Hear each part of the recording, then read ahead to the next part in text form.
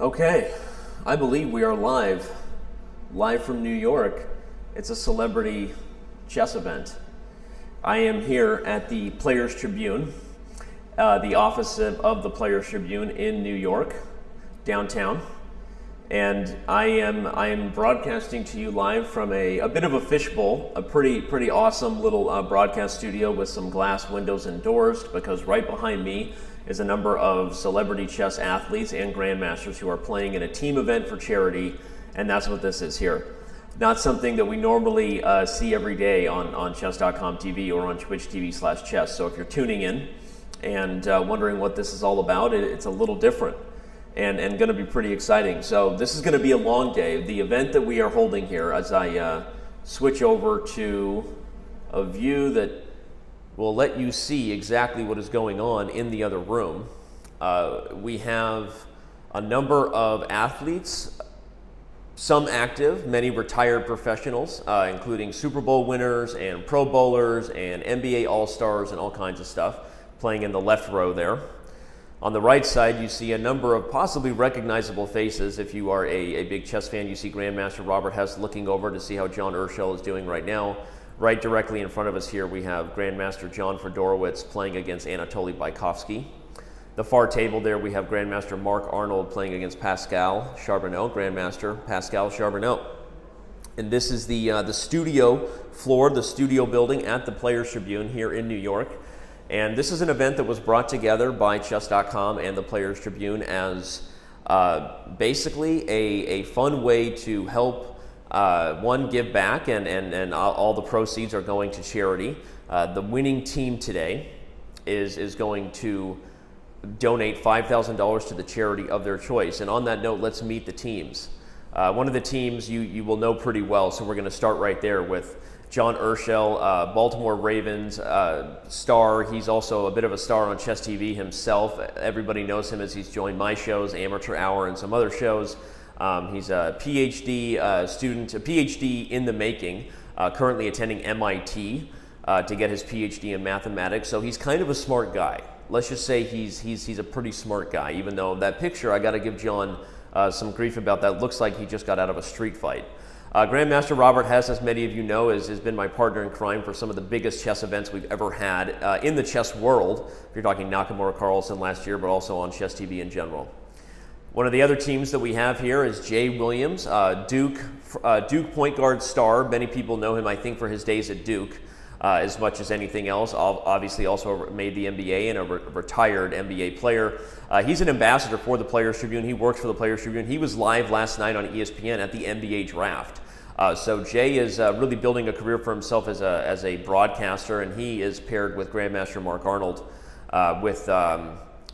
they've actually been doing a number of things this week to get ready for this event. Jay is taking it as seriously as he can, knowing that John Urschel is definitely the favorite, probably the strongest chess player, maybe by far. But Jay is ready to give him a run for his money.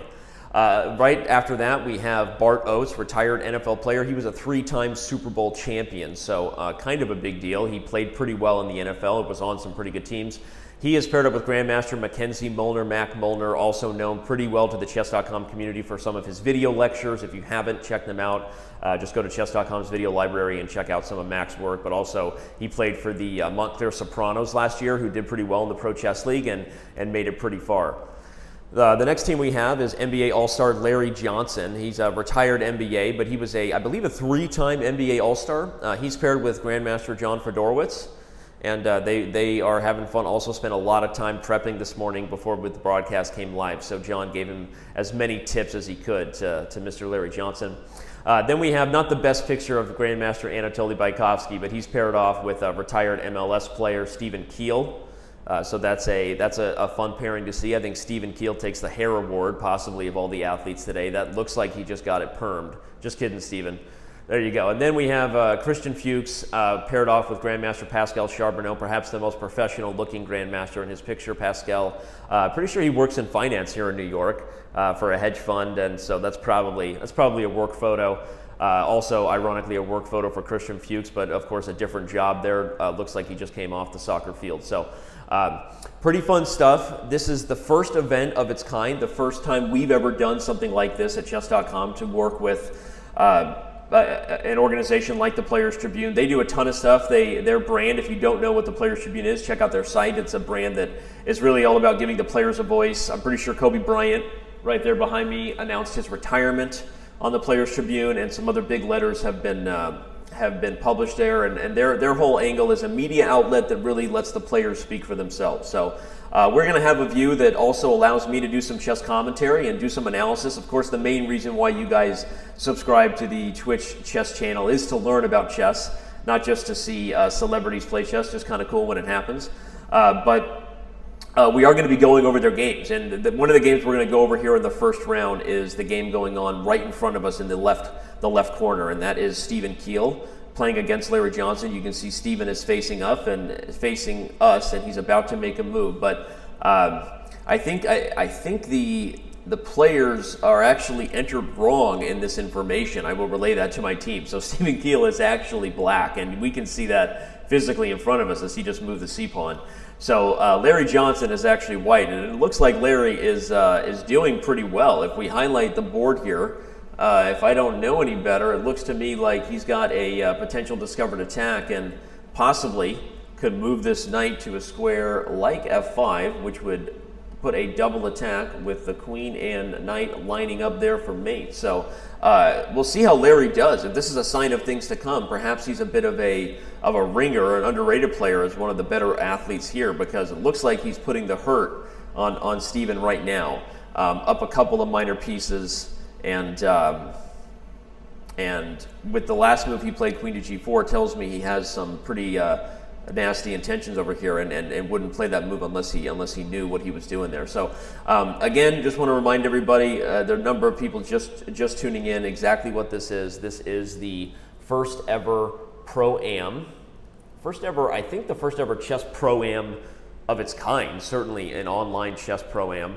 But it's athletes at the Players Tribune office. We are live broadcasting from their studio in New York, along with a number of other grandmasters playing alongside them. Every grandmaster is lined up with their teammate. Anatoly Bykhovsky, you see here in the purple shirt, is lined up with Stephen Keel, and every grandmaster is directly across from their teammate. And the way this is going to work is that the winning team at the end of the day, regardless of who it is, will be able to donate $5,000 to the charity of their choice, and likely be motivated with a bunch of revenge to join up next year. Will all the other teams be who don't win? And this is really fun. A lot of these players are just beginner level players. So if you're here, and at least as far as when we're going to be covering some of the athletes games, these are not going to be games that are of super GM quality. But of course, we're also going to be covering the Grandmaster games. So we have a very good mix of super high quality chess that's going to go down, and then a mix of some opportunities for some really educational amateur analysis, we'll say that. The time control, everybody, just to remind you again, those who are just getting here and curious about the time control, as I do a slight adjustment there, sorry about that. It is a 10-minute time control with a 10-second increment per side. So good chance that nobody will lose on time with that much time on their clock. And there we go. I will be joined by both grandmasters and athletes throughout the day, and this is going to be a long broadcast, so get some snacks, come and go as you want. Looks like we have our first game that is over. The board isn't reflecting it currently, unfortunately, but okay, no, it is. So let's actually back up and see what happened here. I left the main line, so it looks like after Larry started his attack, and we just saw them shake hands with queen to g4, Stephen Keel just didn't quite appreciate the tactic that we were highlighting that was coming here. So a pretty nice and slick little combination there by Larry. After the move c5, he plays knight f5, and we know as chess players that this game is pretty much already over as soon as white has this double attack on both g7 and the queen on c7. The queen moved, and Larry delivered the goods. The eagle has landed on g7. So Team Larry Johnson and John Fedorowicz actually have just jumped out to the lead. So with Larry Johnson scoring a win for his team, that puts them one game up on the rest of the competition. We will see how Fedorowicz does against Anatoly Bykhovsky, and whether that stays that way. For those of you wondering who the favorites are, certainly without a doubt the favorite is Robert Urschel, right? John Urschel and Robert Hess, just because John is a very good player. Those of you who've seen him join on Chess.com, you know that to be true. So I think because he's going to separate himself from the athletic competition, most likely they'll be the winning team. But who knows? Maybe one of these guys like Larry Johnson will surprise us. So okay. I'm getting notified that there's some things to check in on in the broadcast room. So I'm actually going to leave you guys with a quick view into the room, a little bit more exciting than one of our "Be Right Back" banners, and let you watch the players live as I step away for just a moment. And then we will continue to get back to some fun analysis. Again, this is a round robin. It's going to be a bit of a long day, and I'm going to make sure that we have an opportunity to balance both the top games and the amateur games. So I'm going to go check in on what's going on in the other room, and I will be right back.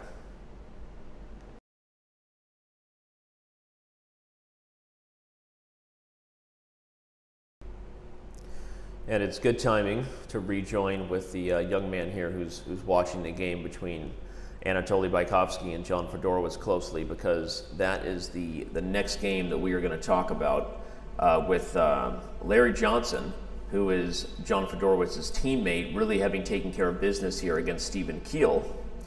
And that makes this game super important because it's an opportunity for Fedorowicz and Larry Johnson, team Larry Fed, to maybe even take a lead in this event. So let's actually do some deep chess analysis here. What's going on? We've got time pressure ensuing. It's a 10-minute with 10-second relay game. Mr. Fedorowicz is white.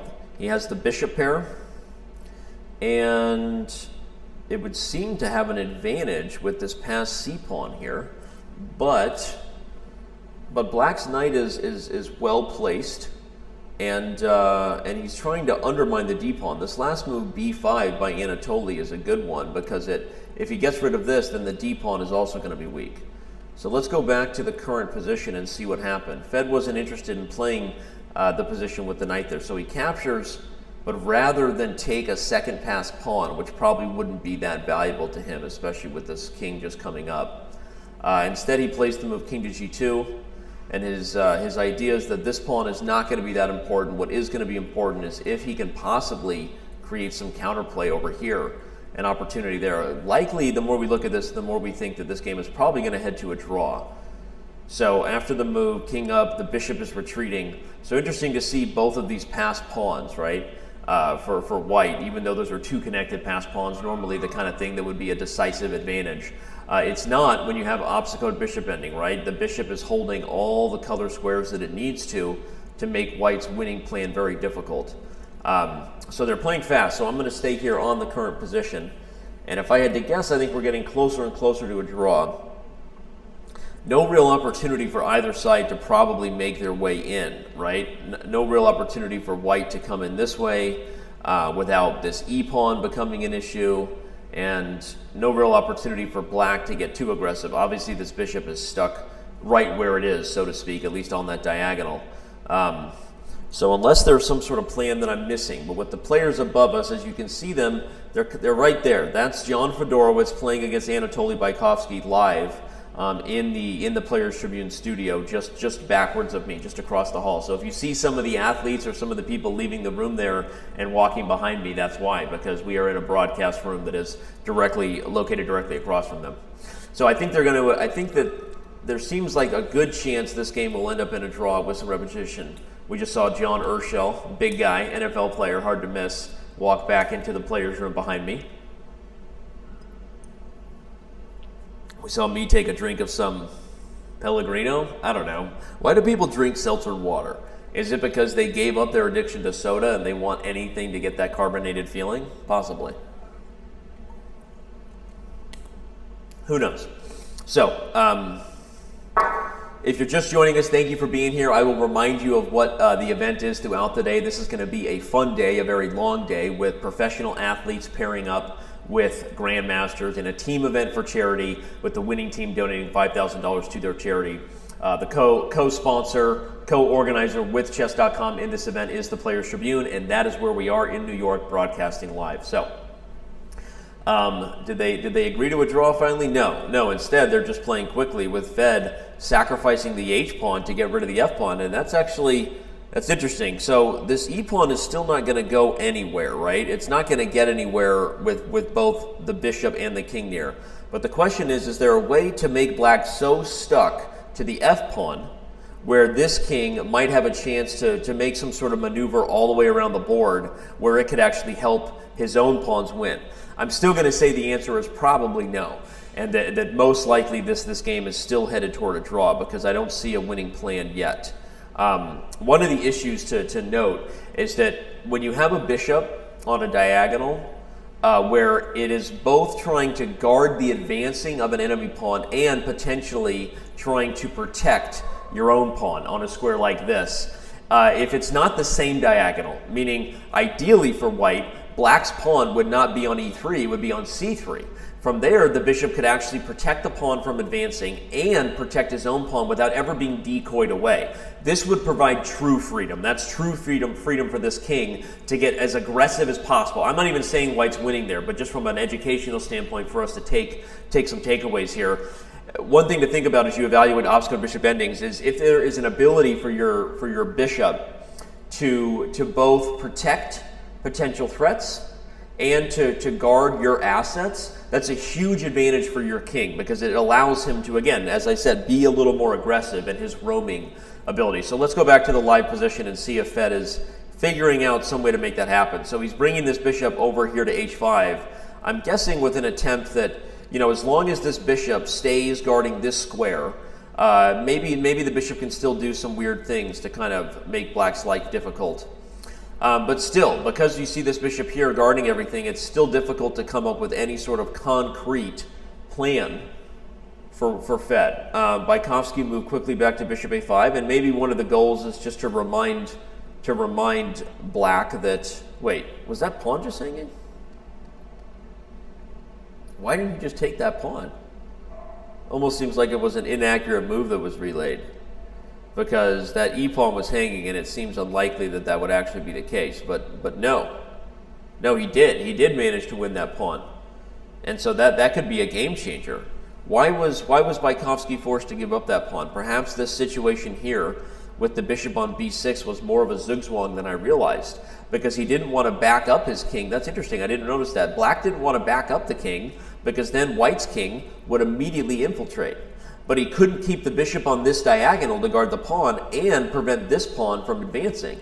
So black was actually forced to do what we see here and give up this pawn. And now looking at where we are currently, it's looking more and more like realistic winning chances are materializing on the board. Black is finding a way to hold the dark squares on the queen side currently.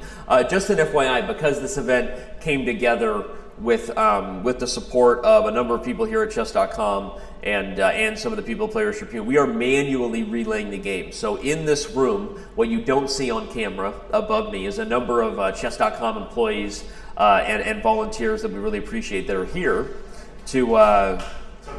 Hey, well, I've just been joined here by a couple. Can we get in here? Absolutely, you Jay can. wants to see LJ's game, and I was telling him about it. I'm just curious about Grandmama, what his skills were. With me here is John Urschel and Mr. Jay Williams. You may recognize both of these guys.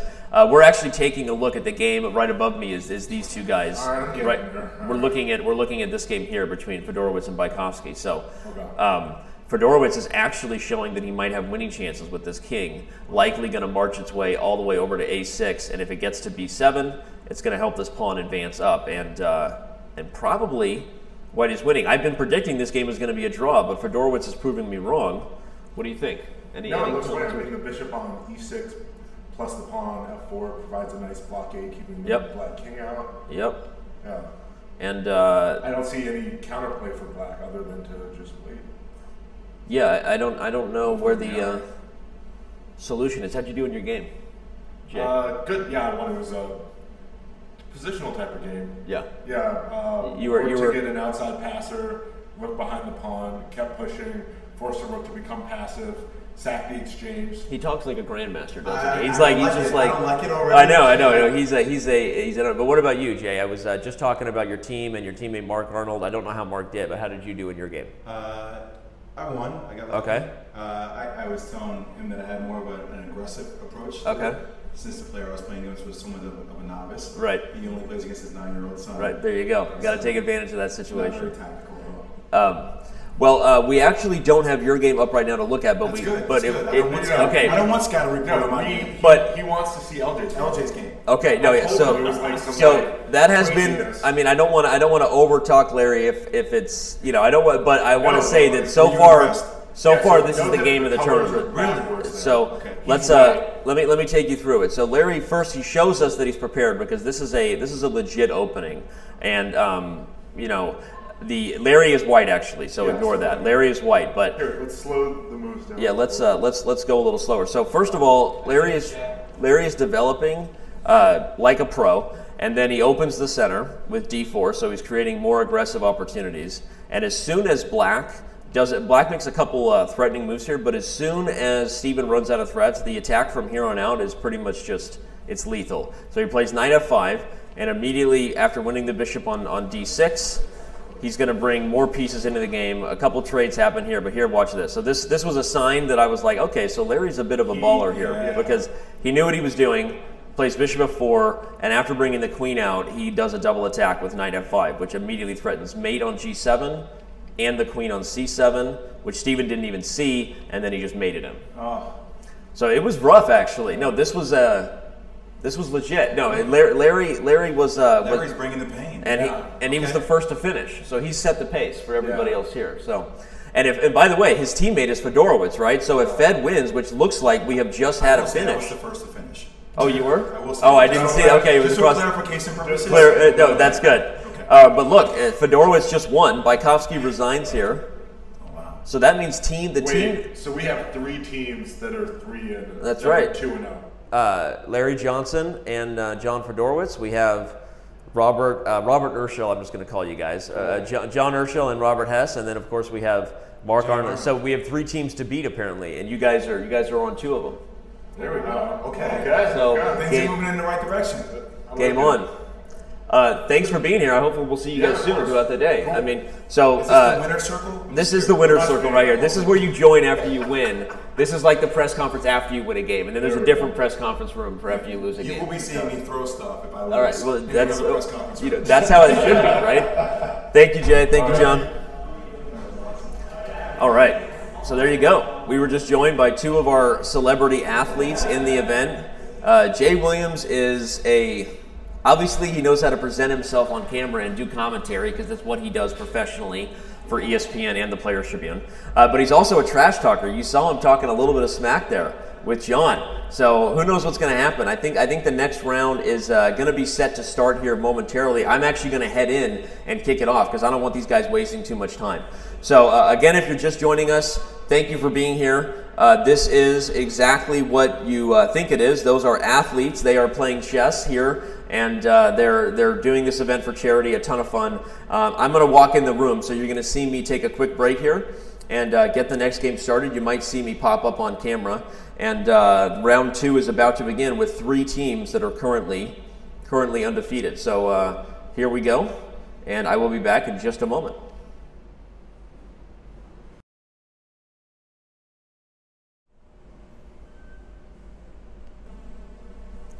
Welcome back, everybody.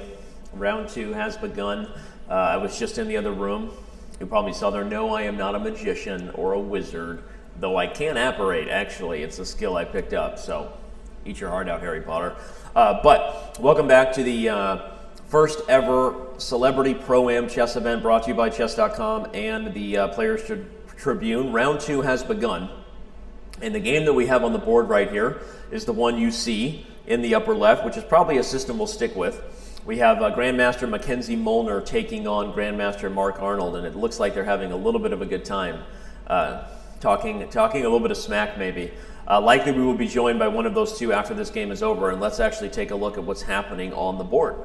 So we have it's going to be a sharp Najdorf. This is right up Mac's alley. So having studied with Mac myself, and he spent a few years living in Arizona, so he and I have worked out together on more than one occasion, and Mac knows these positions pretty well. So Marc is all smiles right now, as you can see, but I don't know that it's going to stay that way. We'll see. So Mac has played the ultra-aggressive G4 line. This is going to lead to the kind of position where you have the kings on opposite sides of the board. White is going to be looking to castle long. Black may not get the king out of the center at all, depending on what else Black has to emphasize. Usually, in order to stay with White on the board in terms of speed, the queen side has to be a little bit accelerated. So we'll see what happens here, depending on what Marc does after G4. Now he's thinking about it. That's the face I expect to see a little bit more of Marc for the rest of the game. We'll actually give a nice picture of that, just like he looks here alongside his teammate.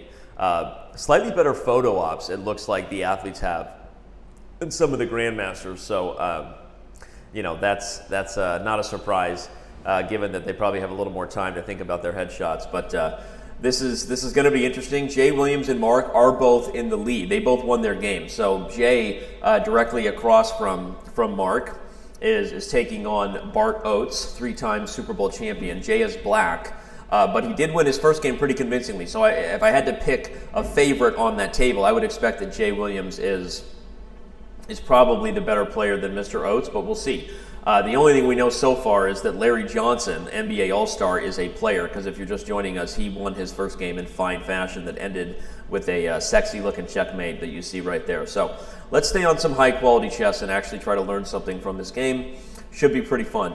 So just want to also say hi to the chat real quick and remind everybody there's SKR4NTY. I don't know if that's meant to say Skranky or Scrappy, if he's young, scrappy, and hungry. He's definitely twitchy because he's got a username that I have a hard time pronouncing. So thanks for that. Also, the God of Chess is here. We've got Pinball Fear. Looking for some others. Not a very active chat. I know this is actually not live on Chess TV right now since we have so many things going on, and this show is a little prompt too. But hey there, Pinball Fear, and if you're interested in letting people know what's going on here, this is a pretty fun event, and it's going to be going just about all day. So if you need to take a break, come back, and we are going to be live from New York for the rest of the day analyzing some interesting chess. So okay. We have, there we go, there's some others. BZMKH, Voice of Greg, Voice of Grog. Voice of Grog. Interesting name. I'll give you a pass on that for now. I'm not going to make fun of it. So the knight comes back to d7 in a lot of these lines voluntarily, not because it wouldn't go there anyway on g5, but what's going to happen in this Najdorf, and this is good advice for anybody everyone knows when there's kings on opposite sides of the board, right? Say there's a king here and a king here, you've heard I need to try to attack their king before they get to my king because it's a race position, and usually a very aggressive race. So we know that, right? But how do you prepare for that situation? How do you transition from an opening into a middle game where you anticipate there to be a lot of fireworks and a lot of attacking? Well, every tempo counts. And so what Marc is doing with knight to d7, he's avoiding the g5 advance coming with a tempo. So yes, white could still play g5, but it avoids him getting a move later on that may be important. You could argue, yes, well, doesn't that mean that black is losing a move now? So it's kind of the same, right? He loses one tempo for another, but the difference is that black very often wants this knight to join the fight on the queen side as quickly as possible. You want this knight hopping into c5 to b6, especially if you do it after the b pawn has been pushed, right? You want the knight to be in the fray over there on the queen side, helping you attack white's king. So the knight voluntarily retreating away from d7 and avoiding some of those tempos is an interesting thing to put in your brain pocket. Hashtag new stupid reference by Danny. It only took what, 5 minutes on air. Hashtag brain pocket. So put it in your brain pocket and then chew on it and understand that every tempo counts as you transition. And so having the bigger picture in mind of where you want your pieces is really important. So that's what Marc is doing there with that retreat. Looking at some of the games on the athlete side, we don't have any games done yet, or do we? I don't see the third game still going between Mr. Larry Johnson,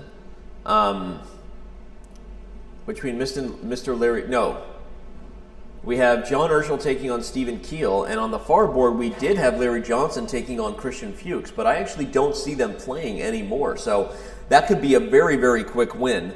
A win that I don't even have it relayed here to the Chess.com server. It was so fast. So let's check in with another game as we let this one sit in the opening for a minute and look at the game. Right behind them, you can see his back to me. That is Grandmaster Robert Hess is playing the white pieces against Grandmaster Anatoly Bykhovsky. So this is not a Najdorf. Let's back this thing up and see how we got here. Here we've got d4, and then not a King's Indian, but a Grunfeld. Okay, an anti-Grunfeld with bishop g5. Both of these guys playing theory here and playing kind of quickly. Interesting stuff. What we have is we have a position, and actually we have some guests here, so that's great. I'm gonna go over and open up an analysis board here, because joining me for the first time on the show is Mr. Larry Johnson. What happened in your game, guys? I moved first. You moved first, and you won. Yes. But you're downplaying it. I mean, the truth is, so far you have really performed well. You're 2-0. Mm-hmm. You won your first game in fine fashion. The fans loved Stephen Keel's hair, but they loved your chess moves. I'd rather them love my hair. But we still have the game in front of you. So when you played, I want to talk quickly about your last one. Here is Mr. Christian Fuchs, and he has also just finished his game. But I want to talk about this last one you had against Steven. So when you played queen to g4, did you already see this double attack coming, where you were going to retreat your knight and go for both checkmate on g7 and the queen on c7? I did not. So when you played knight f5, it just kind of worked out that you were attacking both g7 and the queen here. Wow. I made this move? That was an impressive double attack right there. It's a discovered attack. In chess, one of the terms we use when one piece moves and you unleash an attack, but not with that piece, with the piece that's behind it. Right. We call that a discovery. So this was a discovered double attack. You're attacking g7 and the queen, and it was like a pro tactic right there. Okay. He's a pro. He is a pro. I didn't see that move. Well, that was impressive. Let's talk about the game you guys just played. Let's don't talk about it. Let's forget about it. Let's forget about it. Well, so it was over quickly, yeah. But everyone's having a good time though. All right, absolutely.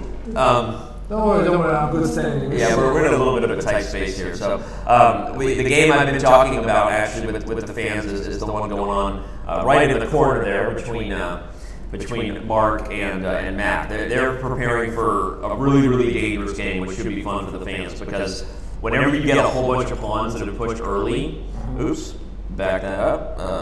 I don't even know what I did there. Maria or Sophia, can you help me here? You're a man. Yeah. Look at this. That's good. That was awesome. So you just troubleshooted live on Chess TV. Usually when you get a bunch of pawns pushing early before you got your king safe, this is the way you would tell beginners not to play chess.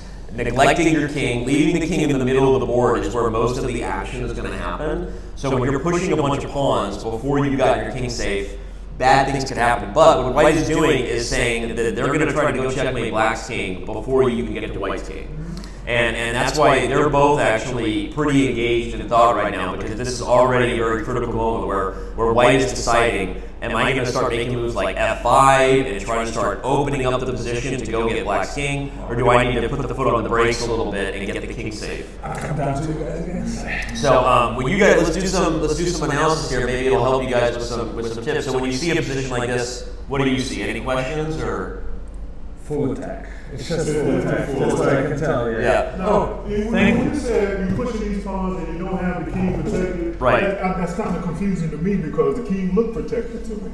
Well, he's protected right now because there's no open lines, right? You don't have a black queen over here, but I guess in chess, one of the things to remember is because pawns can never go back, we look at this position and say that every one of these open squares around the king is all like a potential weakness. Right now, they're not weak because there's nobody in there. But in the long run, what's going to happen is tactics are going to happen, and this king isn't going to have a safety net. To me, it looks very opened up. Totally opened up. For White, you saying it looked open up? For White's king is wide open right now. And so in comparison, let's jump over to this game between the other grandmasters. So, okay, these kings are also still in the center, but they haven't moved the pawns on the king side. So theoretically, usually what you want to do is get the king castled. So as soon as you can, you're trying to get your king over on the king side. You tuck him out of the center so that you don't lose the game in the fastest possible way, which is usually your king just getting crushed in the center. So if you lose a game quickly, very often it's because of some sort of tactics against your king that you missed. And I don't know what happened in your guys' game. Well, that's my favorite move to switch the king and the rook, right? To get castled. You castled early. That's my first 4 moves all the time. And then you went Castle right away. You went on the attack anyway. There you go. That's the thing, he was white, so he started, and for me it's hard to react, If I start, let's see, I never did until now, but maybe then I get my first Well, you'll get white next game. Good. Right. I'm looking for, and then, I hope so. And then we'll see. So usually, Mac hasn't moved here yet, but what I'm going to anticipate, I'm going to guess his move here, that this queen is going to move either to f3 to come and support these pawns, or maybe even to one of these other squares, depending on where he sees this game rolling on. But the reason he's going to move this queen, if I was just to guess, exactly.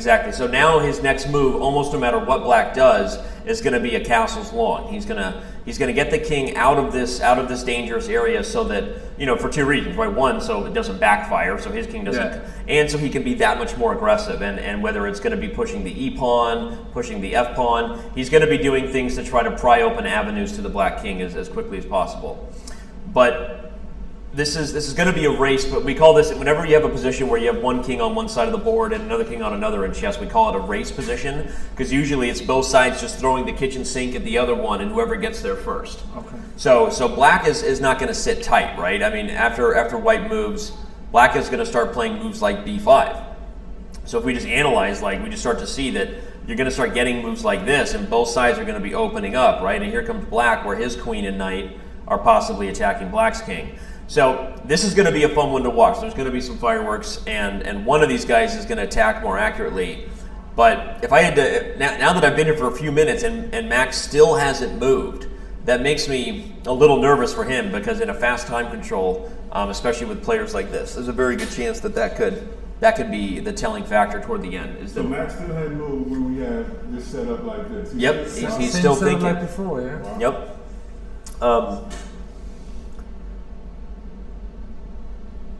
Okay, cool. So apparently we actually have another board here that I'm going to look at. So apparently they have moved on possibly a little further. I'm going to look here. We actually have several going. Okay. There's several games going here, Mike. You can come over here and look.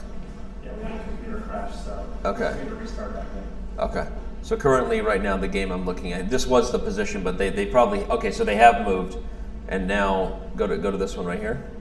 Yeah, that's the correct one. Okay. But no moves have been made yet on this board, so whoever's relaying it is still behind. Gotcha. Got it. Okay. So this position did occur. Nothing we analyzed was bad, but it looks like this isn't the live position. They have made a few more moves, so it makes me feel better, because I was wondering why Mac was sitting there not moving, so something was going on.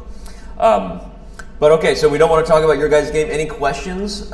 We have fans in the audience who are probably about where you guys are at in terms of level-wise. So you've been opening with e4, Larry, and you've done well with that twice, so you're going to stick with that. Absolutely. Stick with that. And you want to know the reason why? Yeah, go. My grandmaster told me the beginning of That's what he told me too. Yeah. Look, when I played with him, I went like here. He's like, no, put everything back. Yeah, he's like, right. Yeah, you have John as your partner, right? Yes. John is a great guy. John, fun quick story is the fans take a look at our card here, and NBA All-Star Larry Johnson, Grandmaster John Fedorowicz, they are on a team, everybody at home, and John was one of my first chess coaches at multiple chess camps. Nice. When I was younger. So he's been around for a long time, and big sports guy too, so he was really happy to be here, and that's a good piece of advice from your coach. Moving back here to the live game. May I ask a question? Yeah, go for it. How does this game go? So Jay's game with Bart is actually currently not being relayed, so I actually don't know.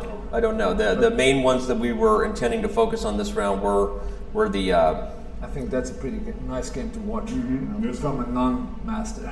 I agree totally, and I'm actually going to step in there soon and see where we can get more of these games on, because right now we're struggling to keep up. Let's take a look at this other one. The game right behind them is Robert Hess and Bykhovsky, because they're moving quickly. So this is another game where we see our grandmasters breaking rules for beginners. They're just keeping their kings in the center. You know, they're not doing things that we would advise you guys to do. Are they nervous because they play with us? No, you know, I think that they're playing rapid. So in rapid chess with less time. Now, when we play like at a serious tournament, you can have up to several hours per side, right? So very long games. And rapid chess tends to be that much more aggressive anyway, because you know you're looking for a quick knockout. If you get your opponent on their heels, they don't have a lot of time to think their way out. So you tend to see more aggressive chess. So we look at this position. I'm going to do a quick. So Robert Hess is white, and Anatoly is in the purple shirt there. He's black. So what's interesting is even though Robert is up a pawn, he's actually in a bit of a hurt here, because if you look at White's position, Black just got his king safe, right? Yeah. White can't go gobble up this pawn with the queen on e7, because if he does, Black will win the bishop. This queen is kind of stuck right where she is, guarding this guy.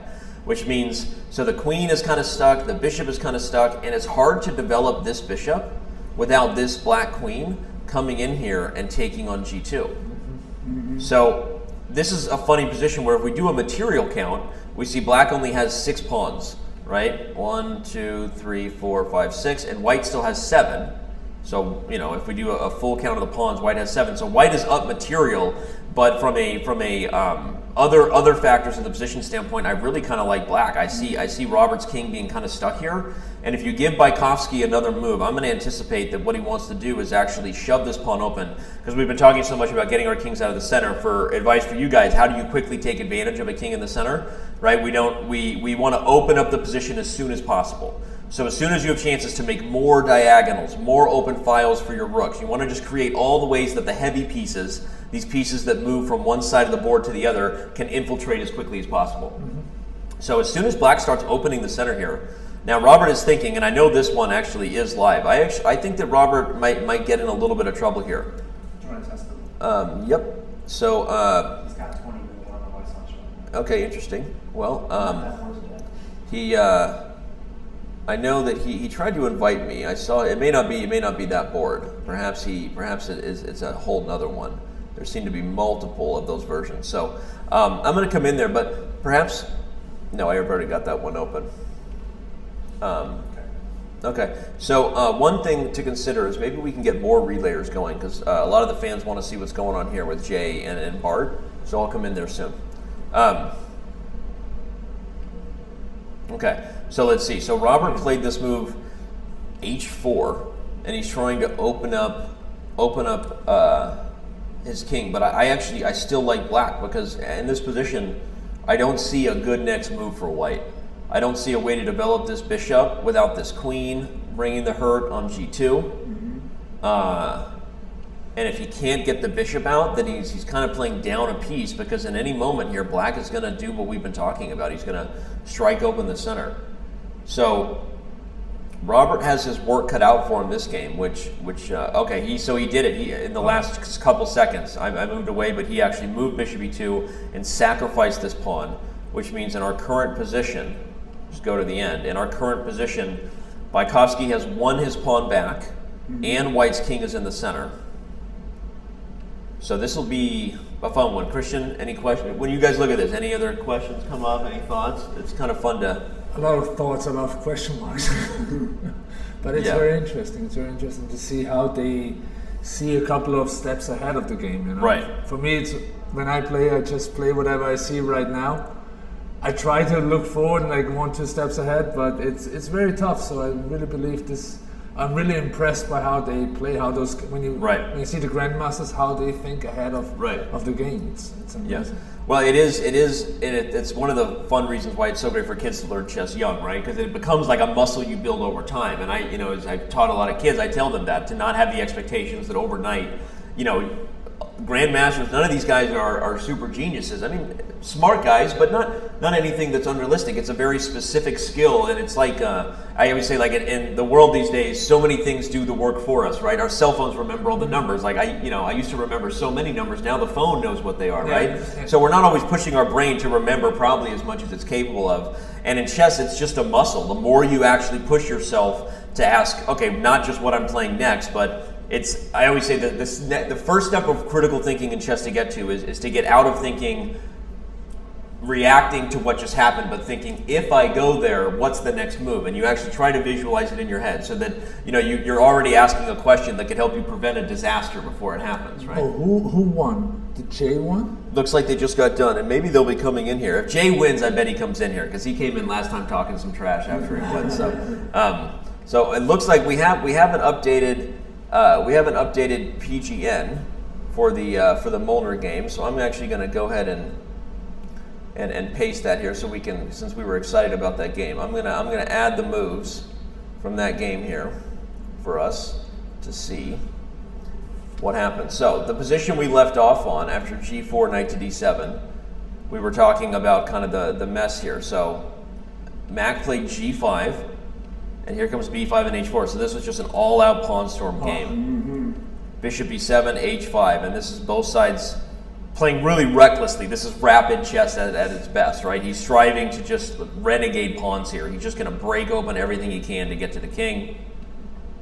Knight to C5 comes in, rook H3. So, wow, this is an aggressive move, but also a defensive move, which is kind of cool because the rook from this square can sometimes swing over to this side of the board and actually help defend, right? So this is a grandmaster move right here. Really. Why he made this? Why he make that move? Yeah, well, he's putting his rook in a position to be both aggressive and defensive. So that's a really nice move right there. After Bishop E7, that's normal, just trying to develop. Here we go. G6, all-out attack is what happened on the board. It was so dangerous, White broke through, so Black decided to just kind of abandon ship and castle on the queen side. The issue with that is that he gives up this F7 pawn. At some point here, White is going to start really breaking this down. I'm actually surprised that Mac didn't just go take here. But okay, he played Queen G4 instead. And where is this one headed? Knight takes E4. Crazy stuff. Mackenzie's a very good white side. He is a very good white side. I obey you. Give me white against him. Your game's over? Yeah, draw. Draw. Yeah. Okay, so Larry, I mean, what are you doing? you and Larry are, yeah, no. It got me moving first. Grandmaster John Fedorowicz, everybody. If you don't recognize that New York guy from the Bronx, that we know. You're getting my moves in live chat. Yeah. So that was Mr. John Fedorowicz checking in on his teammate, and he agrees with us. Mackenzie Molner playing the white side of the Nightorf is super dangerous. So I mean, this game has gotten so tricky. I hardly know what's going on. Look at this. I suck, Larry. Yeah, right. I suck. Wait until you see my game. I'm really bad. You won? I lost. Oh, I did the dumbest thing I've ever done in my life. I was going to resign, and I moved my queen back. And I wasn't going to take my queen because I was ready to just give up. And he moved his pawn, and for some reason in my head, I was already going to resign. And I shook his hand, and I could have taken his queen. Oh, come Oh, on. no. I was calling the draft until 1:30 last night. Yeah, that's true. He was doing draft commentary pretty late, so we'll give Jay a pass on that. But that's rough. Yeah, that's really too bad. Well, it means that your team is probably in the lead right now. We'll take that. You'll take it, right? Anyway, look at this battery that he does here. This is crazy. So he brings the queen back to G1, and he's setting up a battery. Whenever you have two powerful pieces lined up, we call it a battery. And the threat here is to come into this nice B6 square. So one tip on the note of thinking bigger picture I can give is that one of the reasons grandmasters can find tactics like that fast is that often what they're thinking about on the board is, we talk about thinking ahead, as many moves as they can, but really what they're seeing that lower rated players aren't seeing are the squares. Because the one thing in chess that can't go back is a pawn move. So every time a square becomes open, if you look at these squares, at first they look like nothing, but try to start thinking about the fact that, can this pawn go back? No, this pawn can't go back. So what they're always paying attention to is where things have become permanently weak, because that allows you to execute a plan where your opponent might even see it coming and they can't stop it anymore. So all high-level plans are based on exposing, in chess we use this term positional weaknesses, because they're weaknesses on squares and on pawns where nobody can prevent you from, like once he set up this battery, how does black stop this? There's really actually no way to prevent bishop to b6 coming. So as you continue to, like, there's so many things to do in chess to get better, and you learn tactics, you learn openings and the basics, get your king safe, get your pieces out. But the more you can always be thinking big picture about, I want to attack things that even if my opponent sees it coming, it doesn't make a difference. That's high level planning, right? And the way you do that is by attacking pawn weaknesses and square weaknesses. Once they become weak, no way to guard them. So that was a super high level plan right there, where he relocates the queen with this battery, brings the bishop in, and that means he's going to win the rook on d8. So now he won a rook for a bishop, so that's a positive trade for white. He finally gets the king safe.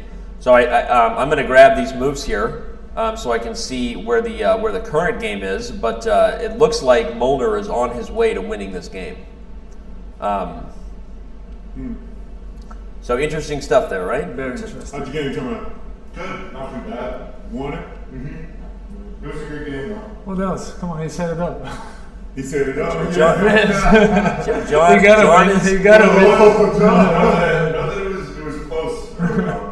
John is a very good player. I'm not going to lie to you. I can tell. John is good. And all right, so he won the rook. We got castle. Now here d5 is played. Now, in Marc's defense, as we see, I think they're the last game going, so the crowd is now kind of coming in, right? I think I want to watch the game live. Yeah, go for it. If you want to step away, go ahead. Maybe. I'll see you after again. All right, go for it, man. Thanks. Charlie, you want to have the mic? Thanks for joining us. Oh, thanks, man. And you too, if you want to. Yeah, we'll step on there. All right, go ahead. Check it out. Thank you both for being here. Awesome. Go for it. We're in a bit of a tight space here. Didn't quite anticipate it. In all fairness, you guys aren't the smallest guys, to be fair. So both of you. Nobody here is the smallest person. So yeah, go ahead and watch it live. I'm going to do the commentary here. Joining me. All right, man. We got a snack. I actually got a snack too. I realize how hungry I am. This is actually a super tricky game. What is going on here? I gotta get my bearings. It looks like they changed the board configuration, so that should help a little bit. You need me to? Sure, go for it. Can you do it? Just clip in. Capable. Go ahead. You can turn on. Rodeo. And you can just hold on to it if you want. Cool. I want them to hear that beautiful voice. Why don't you have a Chess.com polo yet? This is my fault. Totally my I fault. wasn't going to say it was your fault. No, it is my fault. You're right. So, look at this. I mean, he's up the exchange, but Black actually has a ton of compensation here. Pretty big stronghold in the center. That's pawn mass. I'm a little surprised by how Mac played it, but let's see what's going on. Queen g4. Bishop. Is Mac white or black? I can't see. Mac is white. Okay. Mac is white. After the rook comes over to c3, so I mean, I think white's better with the exchange, but it's one of those situations where if he doesn't break down this pawn mass, then the minor pieces are totally on the same level with the rook, especially when you see, we have this weak pawn here. So let's see. So what happened? Bishop came to c8. Okay. And after king to b1, b4. Wow. A little surprised by that from. Oh, here's why. Wait, I don't see it yet. This would be the obvious move I would consider. Yeah. Because we've got rook and bishop hitting f4. But I think there's a tactic here if he does that. Is there? Maybe I'm wrong actually. Why didn't he do that? For a second I thought you could say rook takes d5 because you have a pin, but it's actually not a pin. He just takes back. So I'm surprised that Marc didn't play rook to f8. Seems like the most straightforward way to try to gang up on these weaknesses. Right. But he did. And after king to b1, played the move b4. Okay. And A takes is more or less forced. Yep, and then bishop takes, and that's where we did currently stand. I will. It looks like the game has actually gone on further, but no longer getting the proper update. So let me check now. Now, what happened in Robert's game? Yeah, I think Robert was busted. Yeah, he was in trouble. Yeah. That's why I was asking. Yeah, he lost. Okay, because this was the position where we were talking with Larry and Christian about how he had gotten himself in trouble with the king here, and then this looked like Anatoly was in the driver's seat. Yeah, no, okay, certainly. All right. Well, wait, do you have LJ's game? From this round? Yeah. No, but he won super quickly. Christian didn't want me to show it. Okay. But no, he's on a roll. I'm ready. Larry's on a roll. I'm excited. All right, no, this is good. In fact, now his team is in the lead because after that win, we're looking at Team Johnson Fedorowicz. Has no 4.5 or the 3.5. 3.5. 3.5 out of 4. Gotcha. Yeah. Don't worry. You guys have 3 out of 4. We're gonna keep working. All right. You should bring Hess in here. If he wants to talk about his game. Yeah. Yeah, he's like. I'm just gonna keep knocking until We know you lost, but we kind of want you in here. talk about your game. To come talk about your game. So, so what happened there? This is where we kind of stopped following. Was right here after Queen took on G2. And you can take us through the rest of the game. So out of the opening, this will be some analysis for the advanced players out there. Thanks everybody for being here. Quick reminder: you have grandmasters and athletes here. This is our first ever Celebrity Chess Pro-Am, brought to you by Chess.com and the Players Tribune. We are live from New York. It's not Saturday night, but might as well be. Yeah. Currently I seem to have lost the feed there. So I'm gonna get rid of that and talk about. So where did you not have the opening? Where did I go wrong? Is what you're asking? Yeah. I went wrong as soon as I sat down to play. As soon as you sat down to play. Yeah. So I was looking critical. over at Larry Johnson. I said, you know what? I'm a Knicks fan. That's my guy, and he just played a dominating chess game in round 1. So I already liked the guy. Right. But now he's your enemy. No, but he's also just like an idol, you know. Right. Not actually, it's a little strong, but on a more serious note, in this game, I mean, I don't know. I don't play so much anymore, so I'm a lot of practice. But in this line, okay, so Bishop G5, Knight E4. Knight H3. No. Knight F3 is what you played. No, I went Bishop H4, Knight H3. What is this craziness? Okay, transpose. Let's just fast forward. Bishop H4 here. So, right, like Bishop H4 would make no sense here. My move is Knight H3 here. Bishop H4 is played after Knight H4. Okay, right. So just we were playing. Relay more, but let's go to this position here. So the point of Knight H3 is okay to go Knight G5 or Knight F4. So Bishop H6 makes sense. Right, that's what Anatoly did. And Bishop G5, the idea is that well, if you take on G5, I take back with a knight with a tempo. Right. And if you have problems with the light squared bishop, so he retreated. Okay. And I went Knight F4. Right. Bishop D5, this is all normal, and here I went Queen B1, which I'm not sure if it's the best move, but the idea is just to be tricky over on the Queen side. Queen B5 check is annoying. Right. The problems on B7 pawn. I'm supporting E3, E4 push. Right. It looks creative, and initially to start, I was sort of saying the same thing. Okay, this is an anti-Grunfeld. Feels like White's doing fine. So he plays H6. Yes. I went Bishop retreat, and he went G5. But still, it doesn't seem like it should be the worst thing for you, right? You're sort of being forced to win the bishop pair. Well, I actually didn't even have to take on D5. Anatoly and I were talking after the game. I mean, first I can go think about Knight H5. The problem is all these intermediate moves are Knight H5. This bishop takes D4, and it's a lot to calculate, especially with no time. So okay, like you said, it's not bad to be forced to get the bishop pair.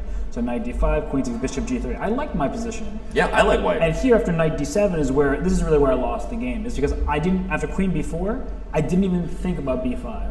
It wasn't in the right frame of thought. I was like, okay, I'm gonna take back on C4, and my two bishops, excellent game. I just didn't even think about B5. So in hindsight, probably just the natural E4 makes the most sense. So E4 makes sense, but I was worried about Queen A5, and they're just like, I know now Bishop takes D4 is a threat because the pawn is E4. Queen A5, and there's threats here, I see. So I didn't like that. But instead, why didn't I just capture on C7, excuse me, Bishop takes C7.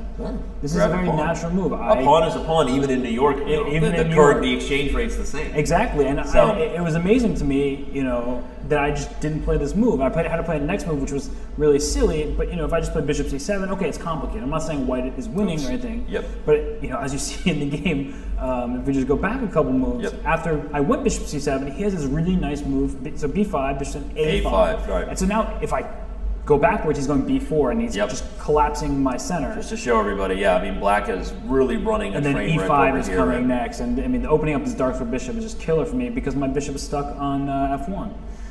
So, So you were kind of pot committed to play a little crazy and taking this pawn on A5, as you're saying, not what you want to do, but kind of what you had to do. Exactly, and he played very well, I thought. Right. Castle. Now, I mean, I have this really silly bishop, and if I go bishop C7, he goes rook A4, then Yep. E5, and striking it everywhere. And look at my bishop tied down to the G2 pawn. It's just Yep. a really silly. Well, it did make for some good instruction for Larry and Christian, so you should be happy about that. Because we were going over this game Yeah. and kind of talking about, and I actually only just joined. We backed up quickly in solid Yeah. Grunfeld, but when I joined, it was right here, and I Yeah. saw Anatoly play A5, and it was like, what's going on here? And you start to see that. So we were talking about, White was up a pawn, but with less than ideal pieces and a king that's not developed. Good to start to understand material not being quite as valuable as piece coordination here. Yeah, and after this, I mean, he just kind of steamrolled me. He missed some things. I mean, we were talking after the game. Yeah. Back to.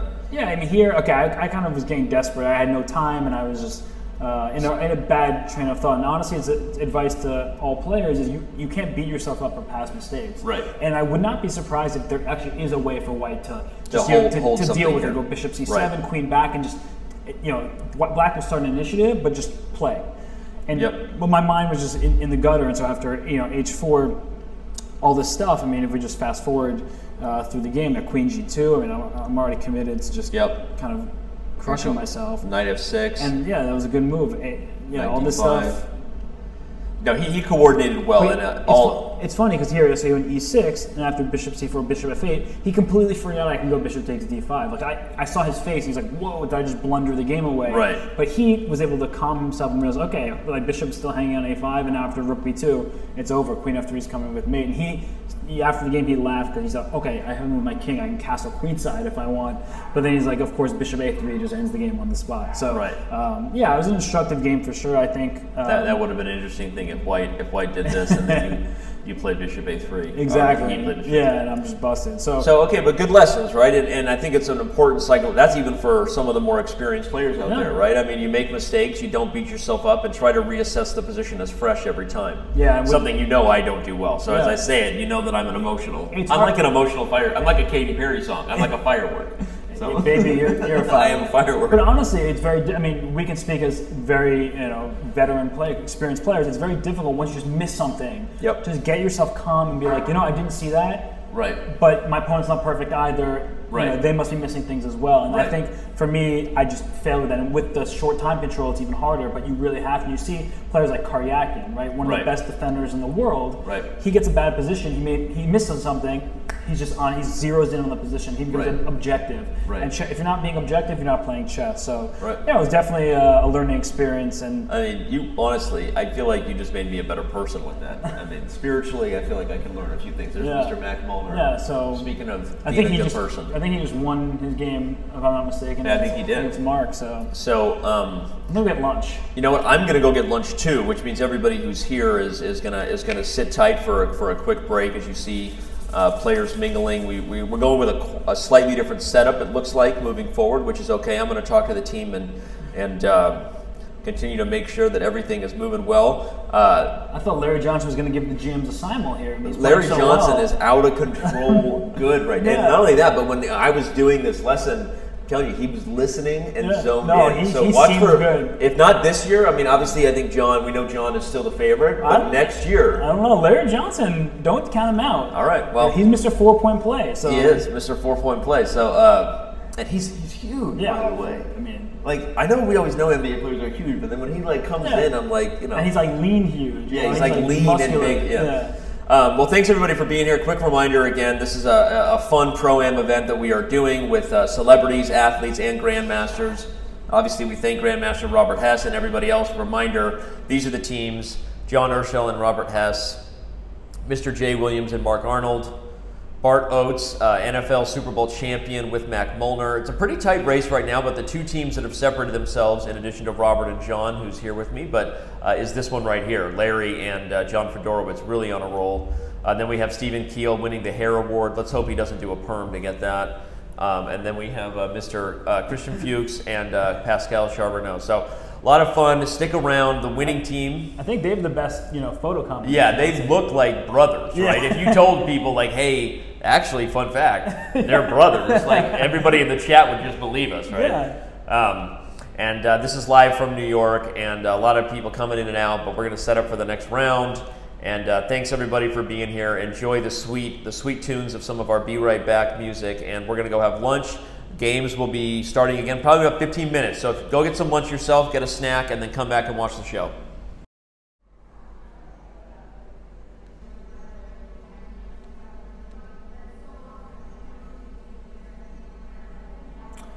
Hey there, everybody. So many of you having stuck around, 170 of you still here. You're either here for X-Ray LX's dragon that he's drawing in the chat, or because you're just that excited to see the chess. So, on that note, we are going to continue with the next round, which has actually already begun. And here we go. So the first game I think we're going to take a look at is happening right up here in the corner, which is Grandmaster Robert Hess white against Grandmaster Marc Arnold. And this is a big round because Hess's team, the Hess Urschel team, which was favored, is not in first place right now. The first place team is actually right here. Larry Johnson and Grandmaster John Fedorowicz are currently in the lead with 3.5 out of 4 as we move into the second half of the event. So Robert Hess and John Urschel, we can see Robert Hess on camera. John is a little bit cut off there, but he is faced off against Mr. Jay Williams. So this is going to be an interesting one to follow. The game that everyone, of course, also wants to follow is this one right here, because Larry Johnson hasn't lost yet, and he looks like he's already won this game. OMG. Mr. Johnson is on fire. I didn't even have time to go over the game. What happened? We have to take a look at it. This is ridiculous. So his opponent, Mr. Bart Oates, is not familiar with I guess, getting your king side developed first before the queen side. But look at that, knight h5 was played. Until then, it was actually not bad. So Larry is continuing to reap the benefits of some terrible blunders. Those of you who are just joining us don't know that means that Larry Johnson, NBA All-Star, Larry Johnson here has not lost a game. He's the only perfect player in the entire tournament on athletes or grandmasters side. And he just won again, so he's now 3-0. He'll probably be walking in here any moment. I think I don't know if that's him standing in front of the camera here or not. No, that's one of our relayers. But Larry Johnson just absolutely put the hurt again, this time on 3-time Super Bowl champion Bart Oates. And in this case, he was the benefactor of a very generous gift, or the beneficiary of a very generous gift. The benefactor was his opponent. Right here with the rook and bishop lining up on f7, Mr. Oates was caught up in the idea of attacking the rook and just absolutely missed this move here. Now what's funny is white actually already had checkmate and won in this position. Queen to g4 check is already made. But Larry captured the knight first and then saw his opportunity to bring the queen up to g4 and deliver mate. So congratulations to Larry Johnson. That means his team continues to remain in the driver's seat. Now Larry has not faced off yet against John Urschel, but here he is. He's actually joining us right now as we just talk about his victory on screen. Wow, you're a machine. I mean, at this point they're gonna start, they're not gonna believe us. They're gonna think that you're a bit of a hustler here, because you're making quick work of your opponents, to say the least. I know what's happening. Whoever set this up is a Knicks fan. Yeah. So I'm moving first. I moved first 3 times in a row. So stop. There you go. Yeah, you did. You got white. You got white to start. But let's go through this game real quick. I just went through the end where you were the beneficiary of this very bad move here with black moving the knight, right? Which allowed you to take this pawn on f7. Right. But you're not missing a beat. I mean, you're given the opportunities. That's one thing, but to capitalize on them, that's important. I mean, taking my time, the clock scared me a little bit because I never played with the clock. It's just usually we playing. So I'm like LJ, pay no attention to the clock and just take your time. Because I usually would have missed that move. Because that move scared the heck out of it. I was definitely about to move this rook. Right. But then I was, hey. But then you saw that you actually had even better, right? Exactly. Bishop takes f7 check, and you actually already had mate 1 in this position because the queen could have come to g4 immediately. And this king has nowhere to go. Instead of what you did, which is where you took the knight first, which was also good, right? And then when he played the move rook a6, you play queen g4. So I mean, obviously, it doesn't really matter. But so phenomenal chess. Yes, you were, as I said. I mean, it's just like in basketball, right? A team can turn over, but if you're going to score or not, I mean, you're converting on your opportunities that you're being given. Mm-hmm. So you got to be happy with that. I'm very happy. Right? Let's take a quick look. You start again with e4. Fantastic chess. Bishop to c4. This is good. d3. You're getting all of your pieces developed. One of the big keys to success is the difference between how you're playing the first few moves versus what happened here from black. Because even though it only seems like a single tempo, to move the bishop here and then move it again to c6, there's a rule in chess which is that you shouldn't move a minor piece twice until all 4 of the minor pieces have had a chance to play. Yes, sir. Right, and so what he's doing is he's wasting a little bit of time here with this, and that allows you to get kind of ahead of the game here. You're already developed, right? You're castled. Now you get another piece developed, and after he plays a5, I can definitely say after watching 3 of your games, you are very attentive to what your opponent does, almost to a defensive reactionary standpoint, right? You're like, he plays a5 and you play a3. You're always trying to be aware of what side of the board they're playing on. Mm-hmm. Is that fair to say? That's absolutely. Okay. Absolutely. Now after e5, so probably the more aggressive move you could have played, you moved this knight. I don't know exactly what your plan was with the move knight to d2. Do you remember? I remember the move, but I can't remember what my plan was. Maybe you were thinking what you did next. You pushed this f-pawn. Yes. Okay, that's a phenomenal plan, and that's why I wanted to ask. But what I would say is probably even more aggressive might have been this move here, where now the knight and bishop are meeting for a double attack on f7, and you actually achieve your same goal. You move that knight out of your way. So it's not even super critical, because the truth is the fact that you're playing a move like knight to d2 is really good, because it shows you're thinking beyond just one move at a time. This is recognition that you want the rook and bishop. So I always say, like in chess, you can't force your opponent to blunder, but if all your pieces are in the right position and they happen to blunder, you did the right thing to set up that situation, and so you created an opportunity for your rook and bishop to be coming together for this attack. Now, did you know, I mean, does he have to make this horrible move?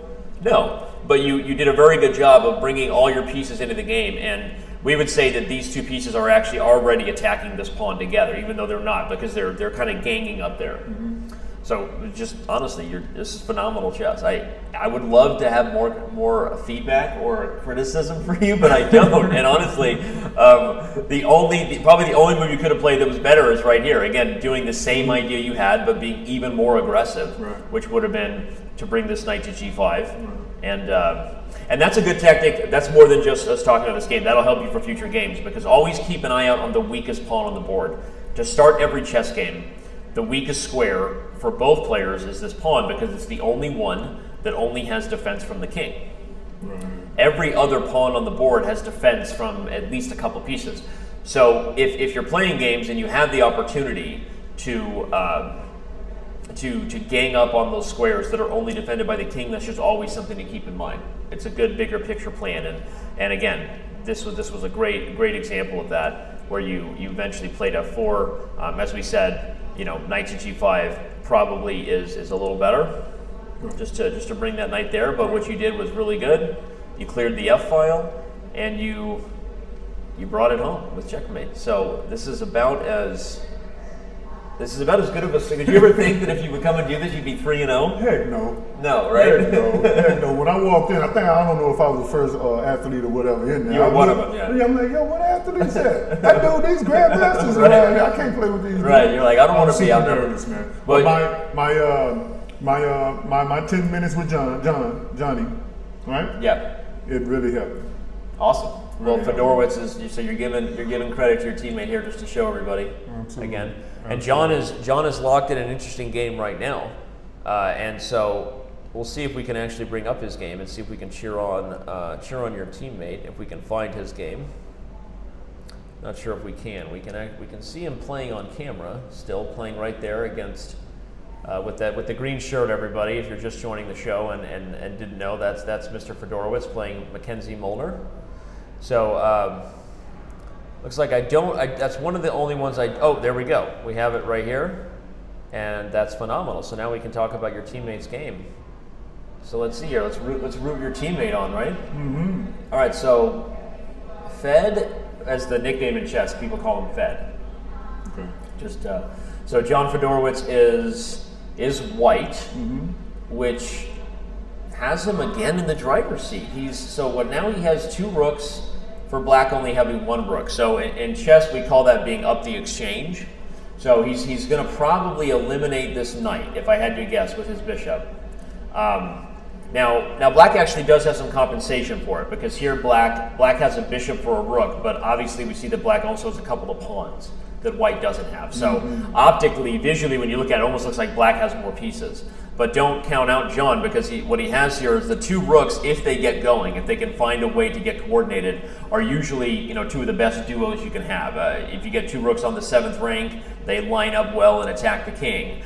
2 rooks on open files can be very dangerous. So this is going to be a close one. But so John, instead of taking, he played the move rook to b3, and now we see the next move has been played. Knight takes f4. Okay. So. The trade, and now Fedorowicz is going to grab that pawn, yeah. And what that means is we are headed toward a position where black has a knight and 2 pawns versus the rook. So that means point-wise, it's actually equal, right? We have because the This is equal now. Sorry, Point-wise, this is equal. Points-wise, this is equal, because a knight is in chess points worth 3, and the rook is worth 5. But black actually has 2 extra pawns to go with it. So this is close to equal. This is going to be a close game, but I don't think John, meaning your teammate, is going to lose this one. So that keeps you guys in a good seat. What's going to be dangerous here is if he moves this rook away. The question is, can black capitalize on this extra pawn, right? And all of a sudden start pushing that pawn to become a queen. So what John's work right now is, do I stay defensive and keep this rook in front? Or do I try to slide this rook over and see if I can get both my rooks going aggressively, right, against the black king? Calculating it, if I had to guess, he's gonna try to stay defensive. No, okay, he swings over. Okay, so then the question we have to ask is, what's going to happen if Mac just goes and pushes this pawn? Fed must have an idea on this. His idea. What is his idea? He might be trying to head for a draw, actually. If he brings his rook somewhere to attack the knight, we might get a big trade that goes like this, where this rook is giving itself up for this knight. Black gets the queen that he so desires, and we get a big trade where in the end it's getting very close to being equal. So that's one way the game might go. That would be an interesting turn of events, which would transition out of this really kind of tricky situation with 2 rooks for just a much more simple position with all those pieces coming off. So okay, I'm being told that on the other board that we were first covering, Mr. Robert Hess is about to win against Marc Arnold. So he's what's going on here? He's swindled his way with a trick. He swindled his way. Swindled his way here. Ooh, actually, look at this. He's got a massive attack against the king with the queen, the knight. Everybody is attacking here. He's also got this threat of checkmate. So that means Marc had to lose material. So yeah, it looks like white is just up a piece now. And Okay, so white is up a full minor piece, and we'll see what happens next. Okay, so if we're talking bigger picture about the event, though, this is a huge game for first place because the team chasing you guys is this, the Hess John Urschel team. They're a half a point behind. Mm-hmm. You guys are, if Fed can take care of business somehow and at least not lose this one and hold on, that means you guys are guaranteed a tie headed into the next round still. You guys are still tied for first. If you can at least get a draw in this game. So, having fun? Having a good time, man. Having a great time? I'm having a good time. I appreciate you guys, man. Setting me up the way y'all did. New York. Yeah, New York. It must be. I didn't organize the pairing, so maybe you're right. Maybe there's a Knicks fan working here behind the scenes. It looks like. Speaking of the second place team, we are now going to be joined by the other. How'd that game turn out? Good. It was close. You won it. You won? I won. Okay, so John Urschel, directly here off screen, has just won against Mr. Jay Williams, which means Jay played really well. He went for a very solid setup on win a Catalan type structure.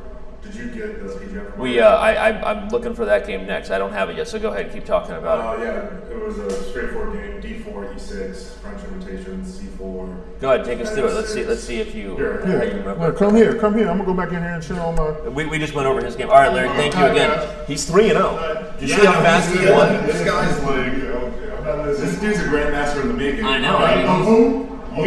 Yeah, we need to watch out. It's like.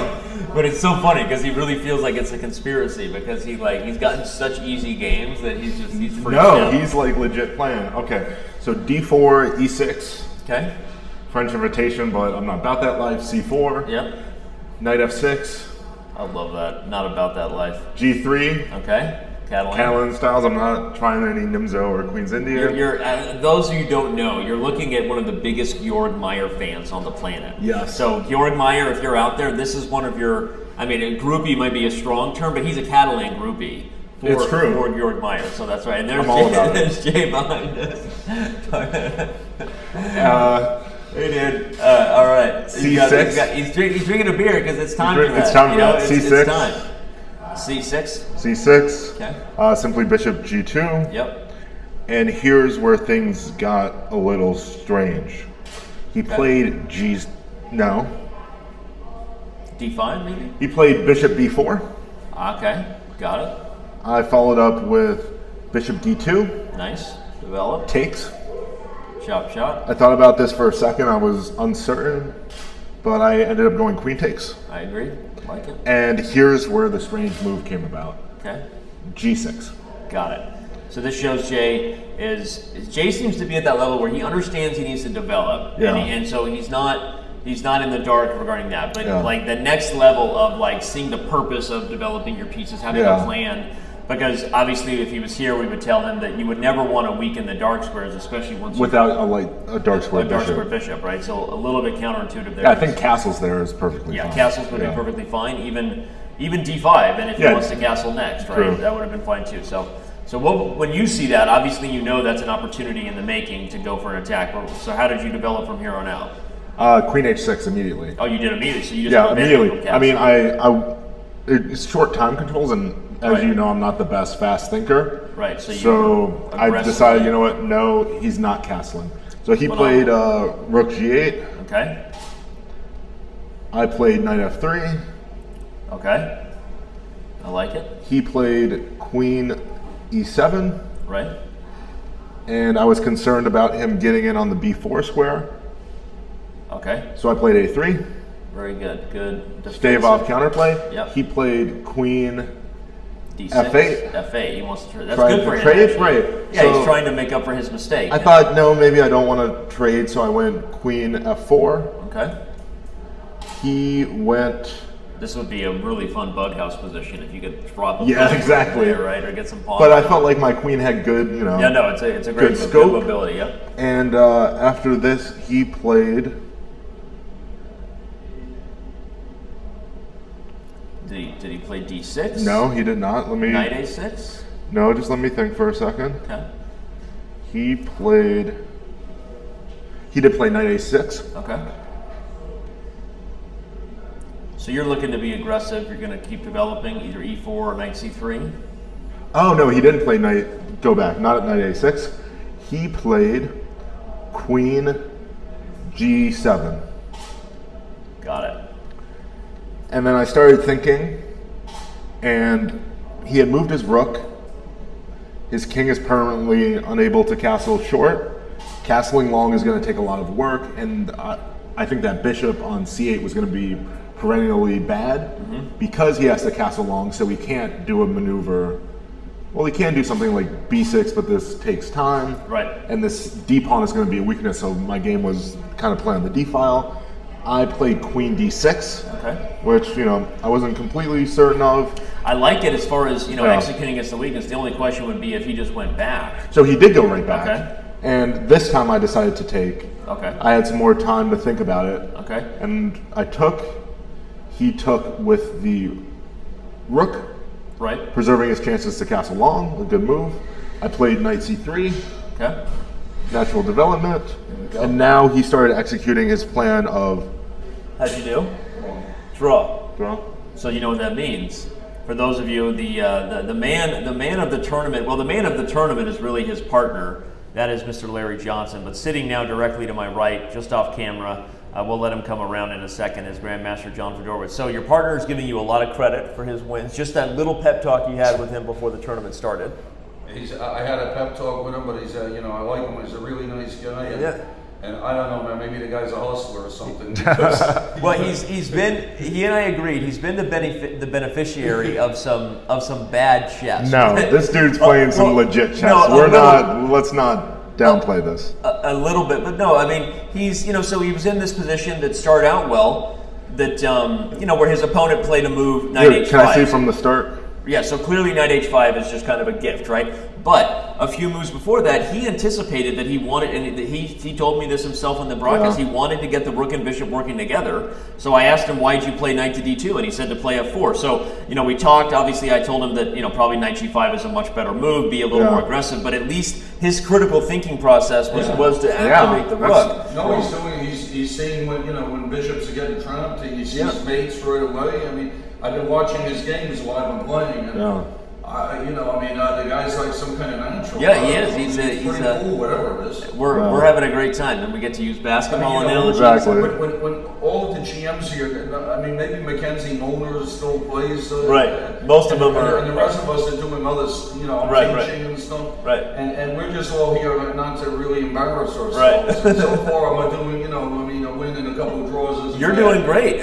So how did this one finish? So after you played this move. After you played this move, rook e to b1, we turned away, John. So how did Mackenzie was a little bit, you know, Mackenzie probably saw what I was going to do here. And I think he has. Here, you go. Come over here. Okay, sure. Sorry, John. Thanks, John.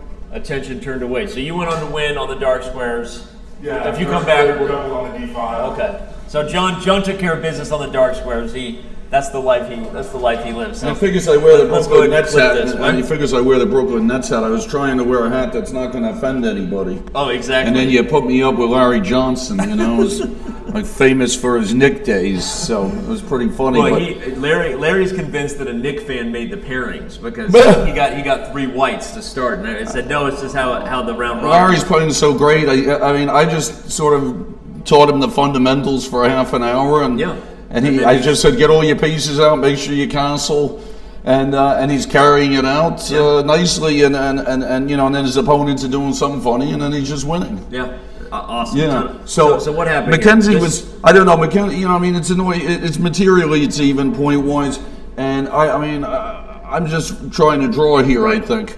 And Mackenzie went for e3. Okay. And then I went rook to b3. Yep. And then he went e2, and I took on d3, and he made a queen. And then you get a rook ending with 3 against 2. Everything's on the same side. Yep. That's, you know, pretty easy to draw. I just do nothing. Yep. And then he pushes his pawns, and I check him a million times in the right way, hopefully, and then it becomes a normal kind of GM draw where somebody's a little better, and it's a draw. Right. And that's the nice thing is, so I was going over to Larry's game, right, and we actually got to this position live before John came in. And the last line I gave was I said John played here. I said I wonder if we'll get a big trade. And so Larry and I just looked at that line and we said maybe that'll be a draw. So that means you guarantee with that draw, you guys are tied for first heading into the next round. Oh, we're tied. So who are we tied with? You're tied with Hess and Uh-oh, Urschel. we play them. Yep, we got them coming up. Oh, that's right here. You got this. Oh, big it's big. coming up. Hess is, Hess has never beaten me, but he's dangerous. So we're at a point in this tournament where really your game with Hess could decide it, because John is a big favorite against Larry. Larry's done well, but John is probably about 1,800 strength. Well, I'm black against Hess, and we played a few weeks ago in this nice charity tournament. Right. And Hess was white against me, and he played a Catalan, and I had problems. So I don't know. I got to figure out something to do other than the Catalan. But this time control, I have a little more time to think. But still, I think it's going to be a tough game for me. All right. Well, good luck. Thank you. That soon. Yep. Thank you very much. It's nice to be here. It's awesome. always, let me grab your it's always good to see you. You too, John. And that's the legendary John Fedorowicz, everybody. You are. Hall of Fame John Fedorowicz. Hall of Famer. John. In fact, did you tell Larry that you're a Hall of Famer? Yeah.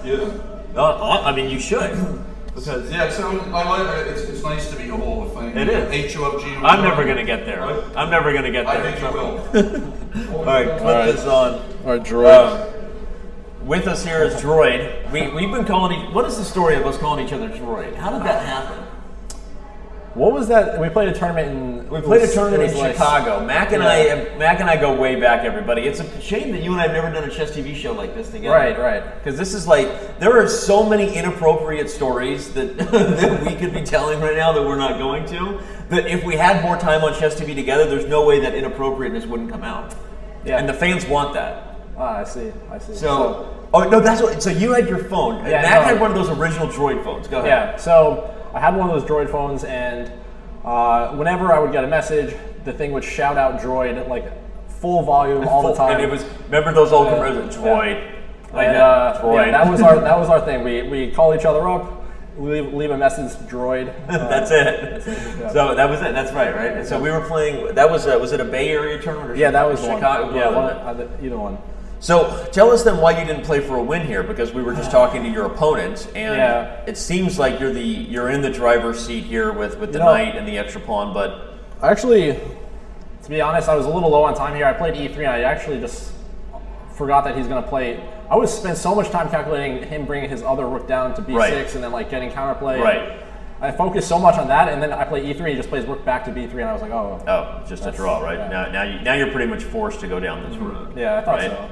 I shouldn't lose in any of these positions if I keep playing, but even if you move the knight, you probably can't lose this, even if you found some sort of way. But so it's understandable. So do you feel like maybe earlier? I mean, if we go as far back as here, were there earlier chances for you to win?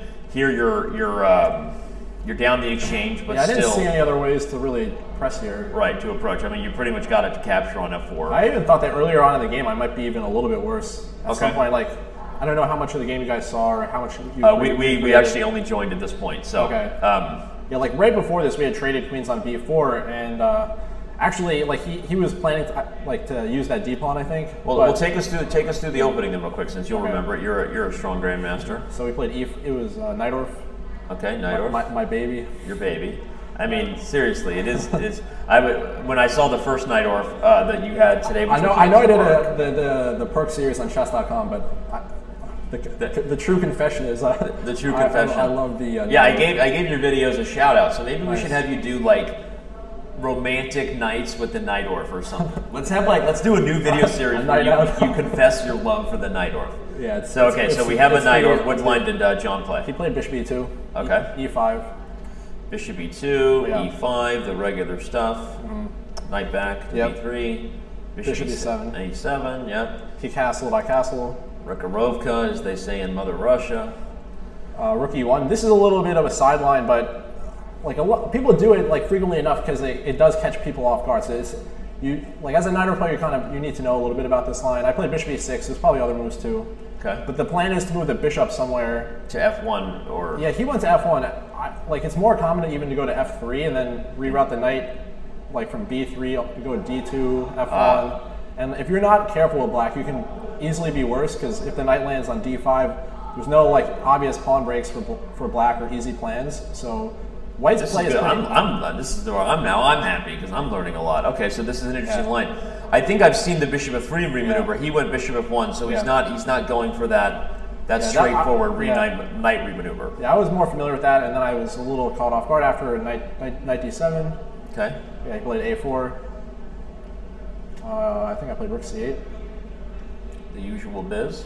Yeah. I think a5. If I remember correctly. Okay, so he's going for a Fischer grip or a... Yeah, it was a lot like that. I think rook e8. Okay. All right. My memory's getting a little fuzzy here, but I think it was h3 and then h6, knight d5. Okay, so I think we're pretty sure this is the position. I take with the knight. Pawn takes, bishop takes. Or I mean, bishop f5. c3 or c4? c4. Okay. Bishop g5. So this is a good plan for you, though. I mean, you kind of take care of your cramped position by offering this trade here. Yeah, it's pretty normal, but at the same time, like it's not usual to have the bishop on the king side for black, the light square bishop, and normally you're going to be marching the pawns down on the king side. But I don't really I'm not attacking anything when I do that, so I didn't think that's really all that strong of a plan. But his plan is pretty easy. He's going to move his knight. This is almost like a Benoni for black in the sense that the ideal thing for you is if this bishop and this knight are just gone right now. If they're off the board, black is really happy. Yeah, because then you've got these squares and stuff, but that's not the reality. For sure. Yeah, exactly. So he played bishop d2. I traded bishop d2. You said? Yeah, he played bishop d2. I took. He played knight takes. Okay. Here I played e4, mainly just because all those other things I said, like the normal plans are pushing the pawns on the king side, but here it didn't look like it was going to accomplish much. And there's no reason to bring your knight to c5, so he'll just kick the pony out. Yeah, exactly. So his plans are really easy. He's playing b4. He's going to play maybe like rook c1 or he's going to aim for b4, c5, rook c1, all this stuff. Yeah. So you go e4. Yeah, e4. Yeah, I think he played b4. No, he played rook a3. I think. Okay. Am I needed? Am I needed or are we good? Okay. Rook a3. So yeah, something like this. Knight e5. Okay. d4. Either it was b4 first, or we reached the position no matter what though. b4. I played bishop g6 because he's going to play rook e3 and then my e4. Yeah, he's going. Yeah, this guy's falling, so you want to prepare f5. Yeah, so he transfers rook to e3. I play f5. He plays f4. Okay, so this is a good move right now. Yeah. Yeah, that. So I can see why you felt like you were potentially a little bit worse here.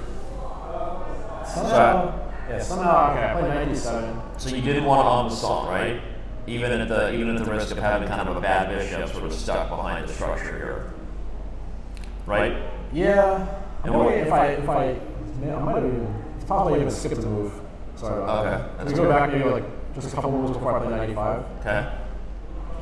I think I played even bishop g6 there first. Yeah. Okay. Makes sense. b4. Yeah, b4. And then knight e5 rook e3, or? Let me see. Or did he play rook e3 and you played f5 first, perhaps? That looks like maybe. Yeah, then the pawns on a5 is hanging, but. Okay, sorry about that. I'm trying to remember this. Okay. It all happens so fast, it's easy to lose track, but. Let's see. Hey, buddy. Good. Well, all right, let's say b4 here. We're ready for the next round. Oh, really? Okay, we probably need to go get started. Okay. Yeah, that's so this was the fascinating way that game started with you and your Fed. Yeah, there was a lot of stuff going on. Okay, so we're gonna go start the next game. Everybody, don't go anywhere. In fact, I'm not even gonna put the music on for it. I'm gonna let you guys watch in as we get set to start this this next round live. But this tournament needs to move on because the tensions are high. All right, let's do it. Cool. I mean, seriously. Before we come back to the show, can we get some love for Stephen Keel's hair? I mean, you're talking about a guy that, I mean, that is a beautiful fro going on there in the left corner. Absolutely. I mean, as I said, I don't know what he does. I mean, I don't know what kind of shampoo he's using or conditioner, but I'd like to get my hands on some. It might prevent my receding hairline, but who am I kidding? I was born balding, That's one of the big issues. One of the many big issues in my life, but I was born balding. Stephen Keel, that guy has got some hair. Thank you everybody who is still with us, who has been with us all day long. What exactly is us? Today we are doing a Celebrity Chess Pro-Am event, sponsored and brought to you by the Players Tribune and Chess.com. And if you're just joining us here on Twitch TV/chess, thank you for being here. Not even sure if we're live yet on Chess.com TV. I'm actually going to check on that right now. See if we're live yet on Chess.com TV. If we are, thanks for being here, fans, on Chess.com TV as well. If not, that means those of you who don't even know what I'm saying right now are watching the Grand Chess Tour, of course, from Paris. But it looks like we are live, so that means we have double fans here. So thanks everybody. Ed E-Dog, Bento Box 28, 9, a whole bunch of zeros. 8, 6, 7, 5, 3, 0, 9, 8, 6, 7, 5. Unfeathered Flamingo. Is that a thing? Or I mean, that's phenomenal. I don't think the camera angle's that bad. I mean, come on, right? I mean, the camera angle, I think it got bumped a little bit, FYI. Yeah, it was a little more centered so that you could also see Mr. Jay Williams from Duke, who was faced off against Stephen Keel. And he is, just for the record, Jay is, as you just saw, he just got up from the board, gave his partner, Grandmaster Marc Arnold, he just pounded it. And then I don't even know what's going on. Oh, it looks like he checkmated him on H7. Let's see if we can actually see the game on Chess.com. But hilarious stuff, because Jay has been trash talking long before he had that Budweiser in his hand. At this point, the athletes are just kind of having a blast, and it's becoming much more social as the games go on. So. What this is again. So we have athletes and grandmasters on the same team. The winning team today will get to donate $5,000 to the charity of their choosing. The big matchup that is going on in this round that we are going to try to cover for you are the two games going on that are actually farthest from the camera. That is, we have Mr. Robert Hess taking on John Fedorowicz. So as you can see right here, we have Hess versus Fedorowicz. They are the grandmasters for the top two teams.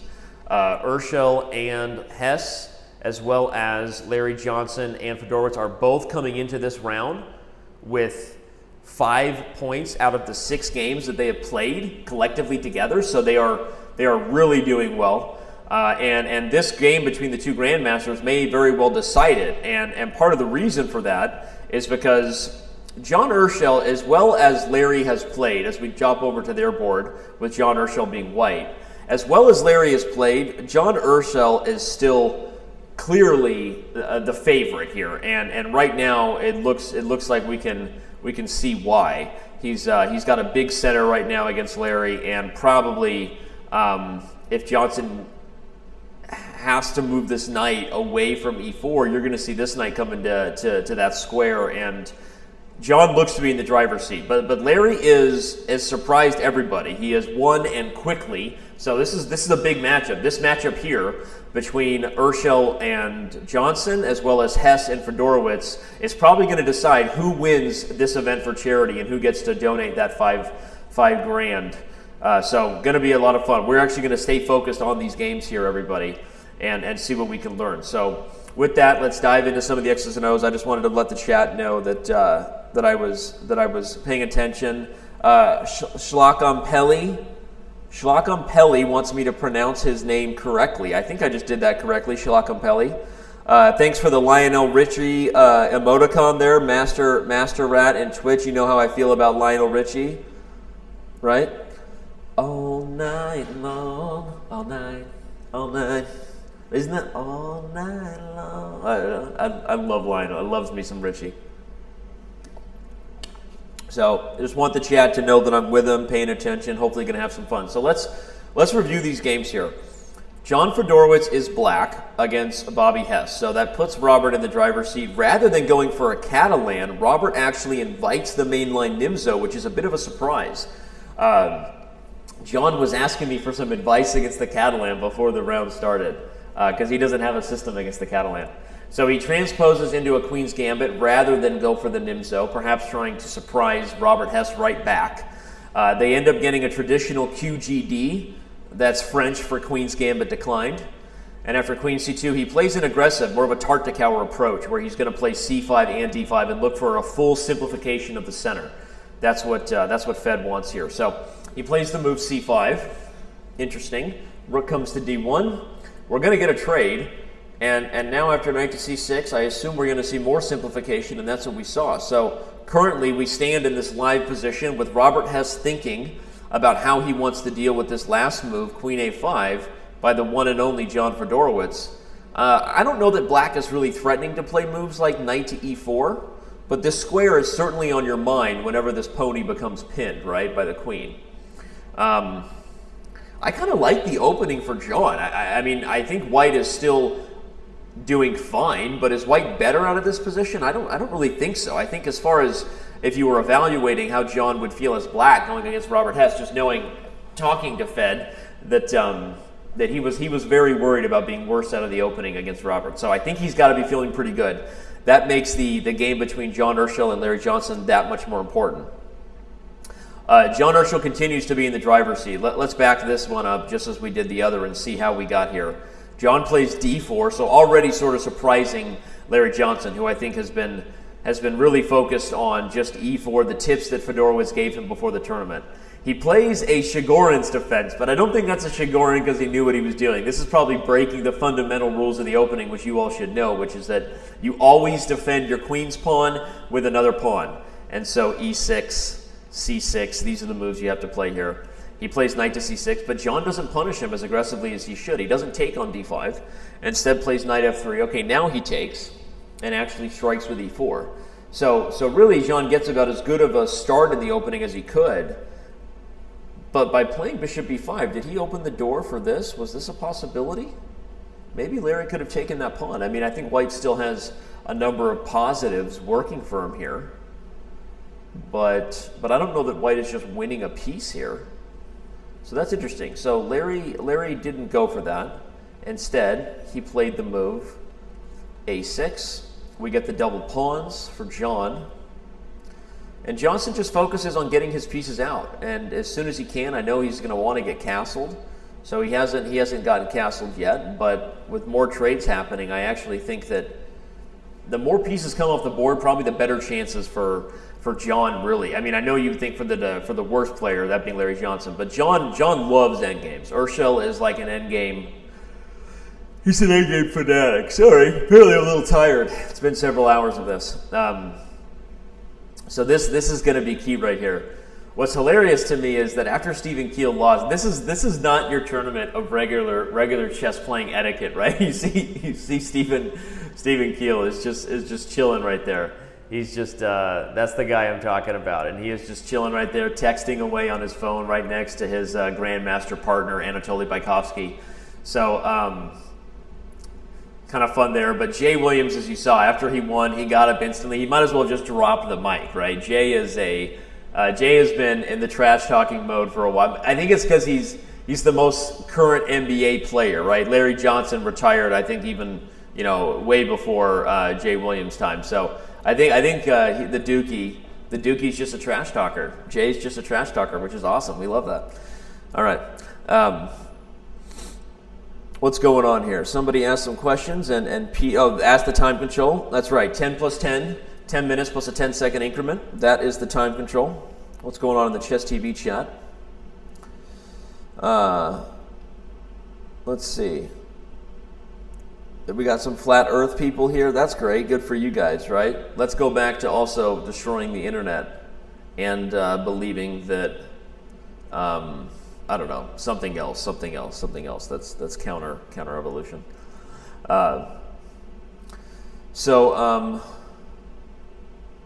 When is the next Chess Today? That's a good question. I'll be back in my hometown, flying home from New York City tomorrow. So probably on Monday I'll be back in the office and we'll be back to hitting up the regular chess shows. So look for a Chess Today then. I'm glad to know people are still liking the Chess Today show. Okay, so let's go back to these games here. I really want to stay focused on Hess's game with with Fed. Because I am not really impressed with Robert's approach to the opening. I mean, so he took on d5, and then we see a little tickle between the rook and the queen, which certainly, I mean, I guess it improves the rook being better on the c4 square than it is on d4, but I mean, not much better, right? So Fedorowicz is now still thinking about the move bishop to d3. If I had to guess, I think he'll probably just go ahead and play h6.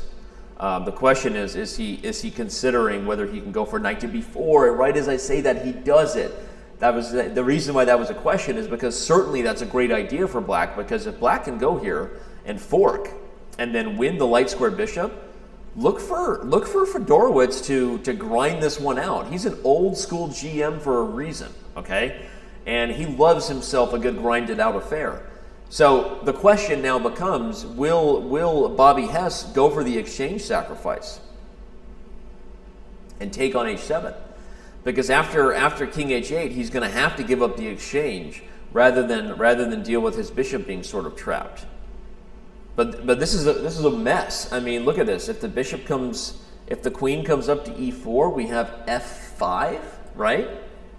Cutting off the communication between the queen and the bishop, and saying that he's just going to go gobble. So, and certainly, you know, this isn't that great. I mean, you got a second pawn, but this is not really much better, right? I mean, and if anything, it might actually, okay, you can't take with the pawn because the bishop's hanging, but you can take with the queen.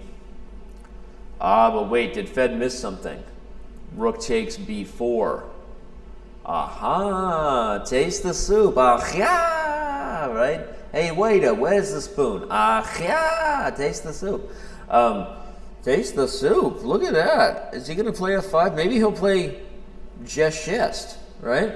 Now, that's really risky, because now you are giving white 3 pawns for the piece, and that's money. And maybe just a crushing attack.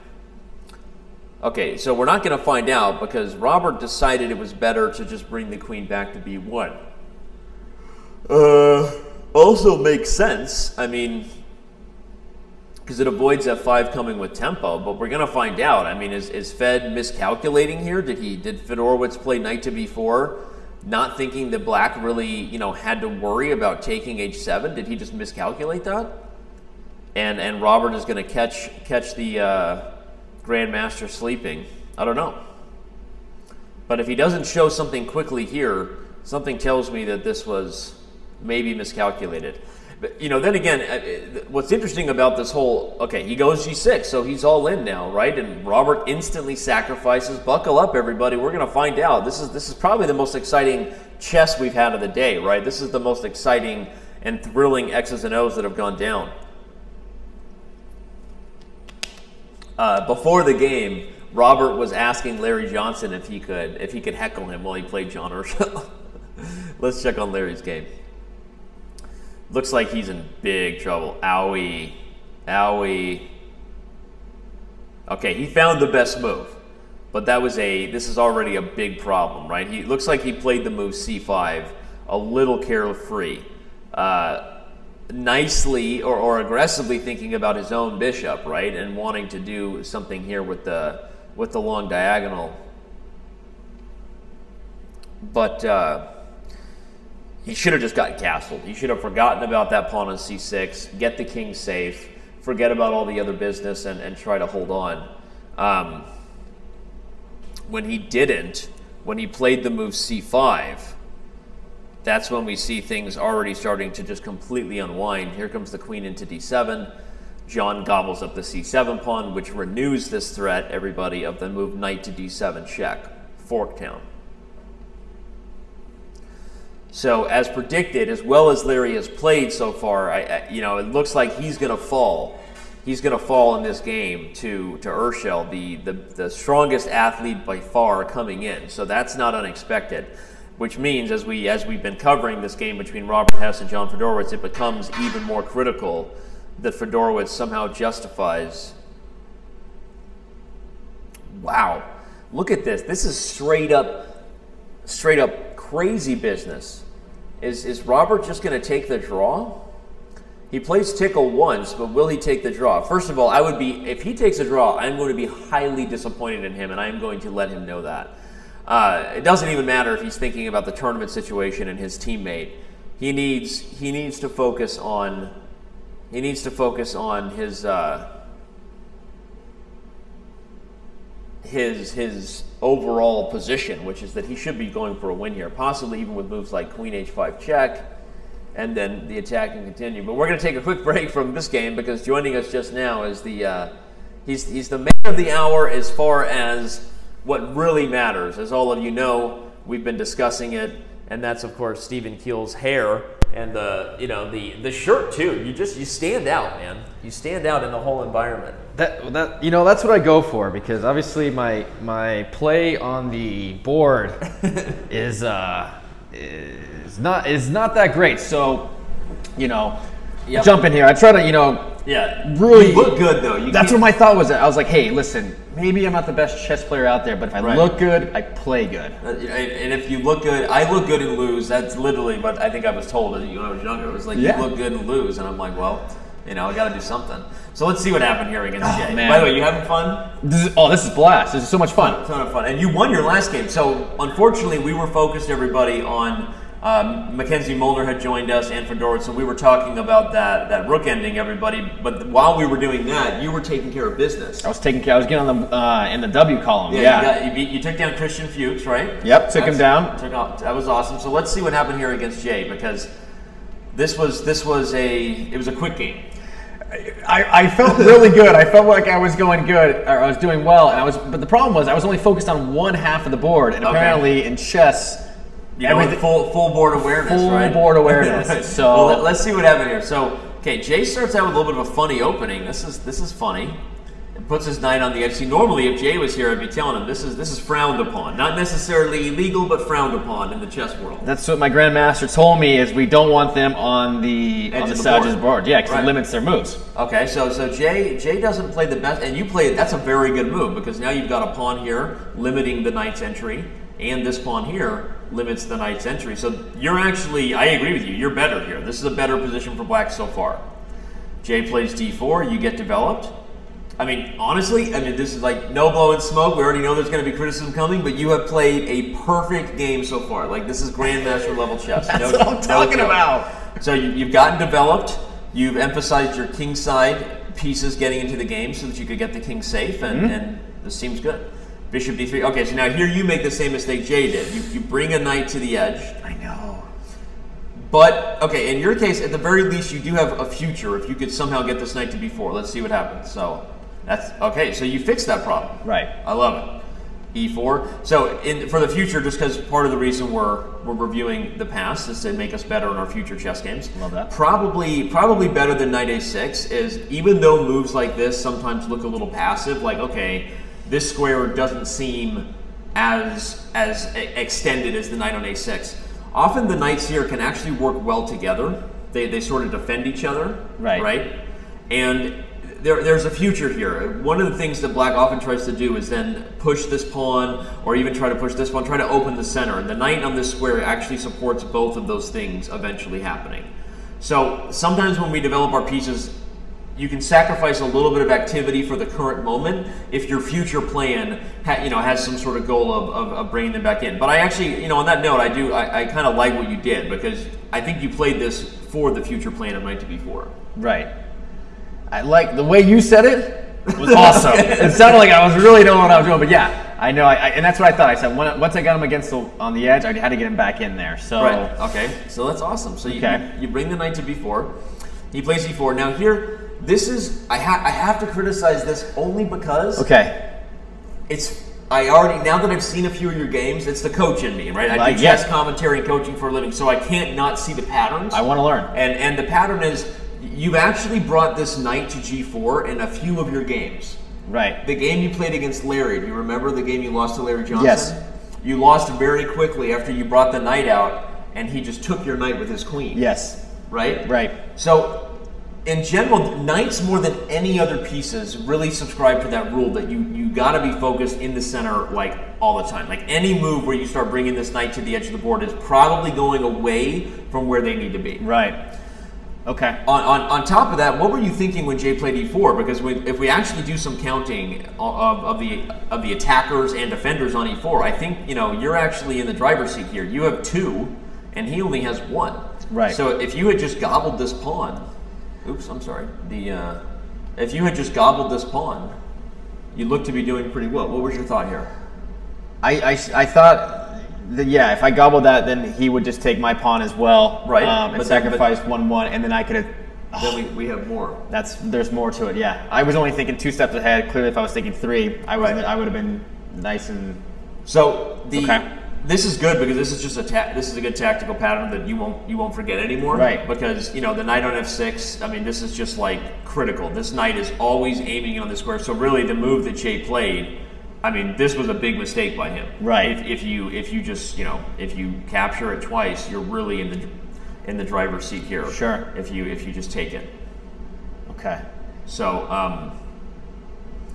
So the reason I wanted to stop there because it does let us highlight both these points. One, let's try to move away from. I don't know what your goals are with knight to g4, but you did it in the other game with Larry too. I know that's If in both cases you did it because you were looking at their king, if you were like, oh, I need to go get their king, right? I'm trying to dive into your thought process here because I'm not.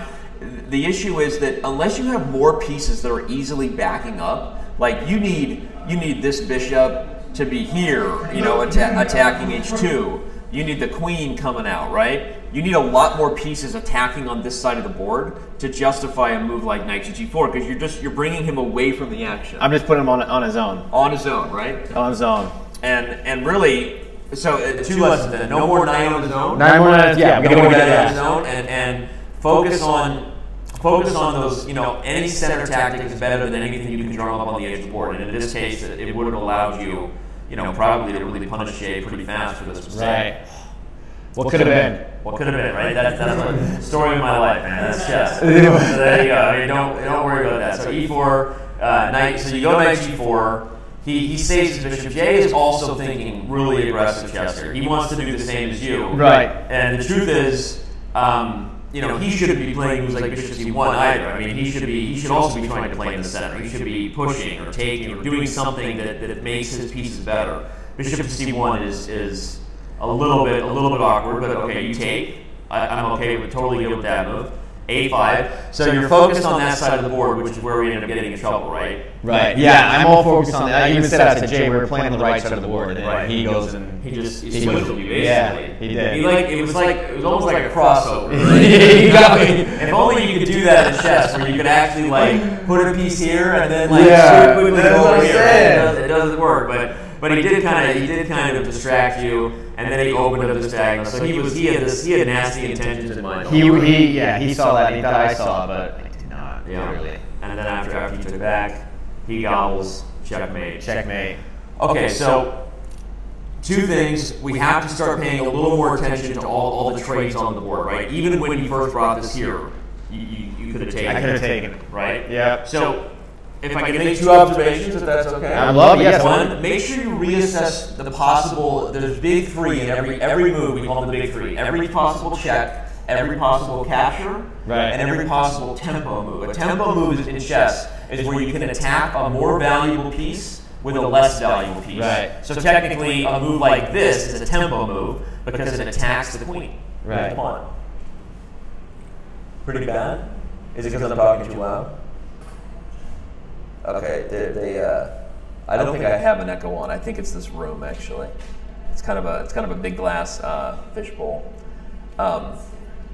So let's see. Let me turn off Stevens, and it'll just be on mine. We'll see if that makes it better. Okay, let me know. So I have to talk. I get excited when I'm doing chess. I hear you, you get excited about chess. I get excited, man. Yeah, it's great. So okay. So every check, every capture, every tempo move. Put that in your brain, like tattoo it and just never let it go. Checks, captures, tempo moves. Checks. Okay? So if we go back through the game, it doesn't mean every capture you make. Like technically in this position, your bishop could capture their knight. Right. But if you do, they'll take back, and maybe you say to yourself, I don't know if I really want to do that. Right. Whatever, maybe you do, maybe you don't. But it's just that every position you're in, you should always look at every check, every capture, every tempo move. In fact, I'm actually realizing that we're distracted if I'm following my own advice, because there's also a check here by your queen coming out to a5. The truth is the best move for you actually was to take and then give this move check, which we didn't even look at because this is now a double attack, and you actually would have won Jay's bishop right out of the opening. You win the bishop. So he has to block the check, however he does. He can block it any way he wants, queen, knight, and then you're just going to go gobble right here, right? You get a free bishop. So when we're in entertaining mode, I'm not looking at all the tactics, but if I'm following my own advice as a player, which is what I would do if I'm playing, the reason why stronger players don't miss those opportunities is because they never play a position where they're not aware of the coming check, right? Because every position is just ingrained in them. It's like a muscle you build. Checks, captures, tempo moves. I'm aware, because those are the power moves in chess. Anytime you can give a check, we know that's a power move, right? If you can capture a piece, that's a power move.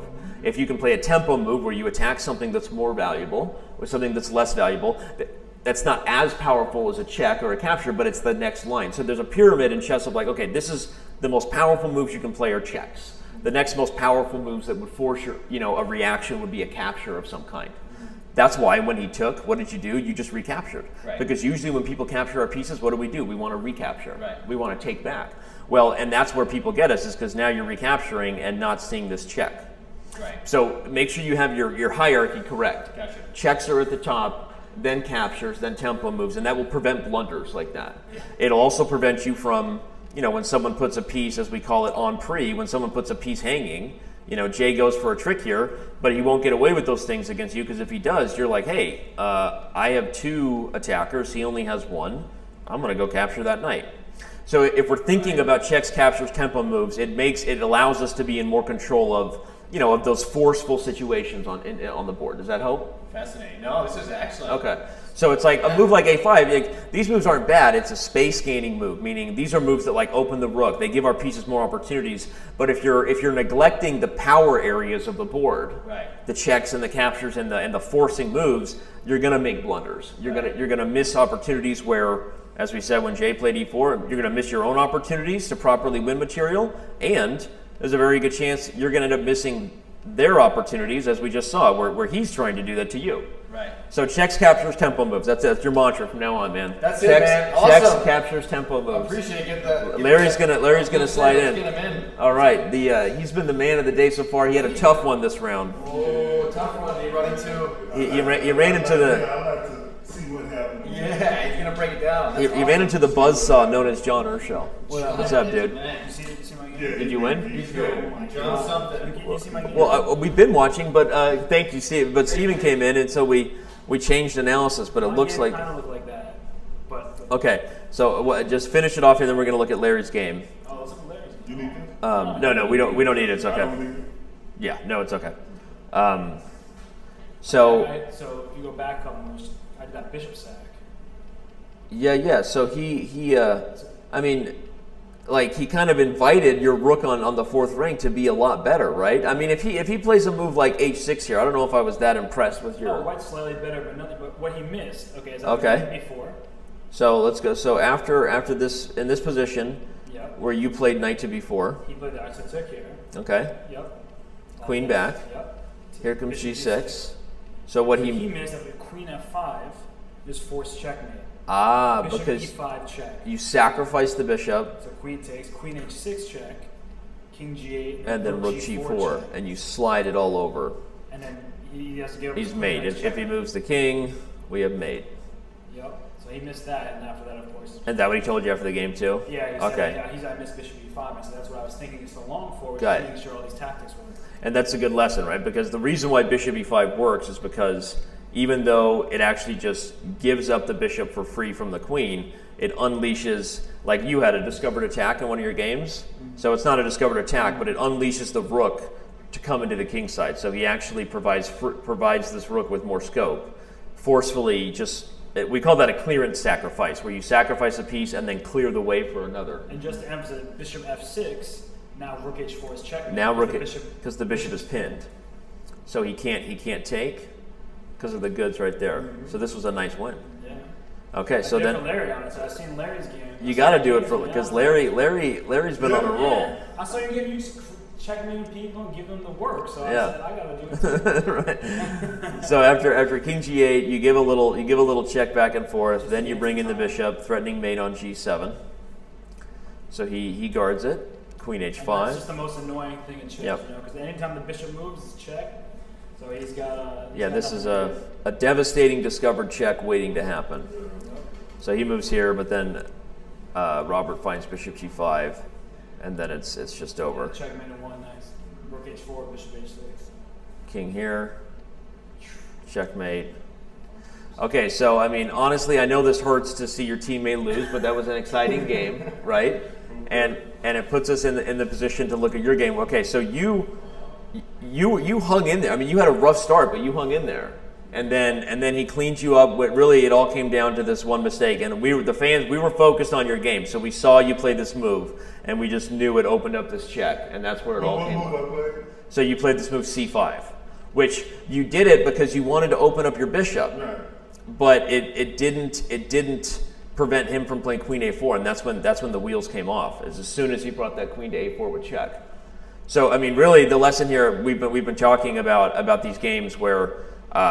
Usually the person whose king comes under fire first, right? Really what you should have done here was just gotten castled. Get the king out of the center, even at the price of losing the pawn or something.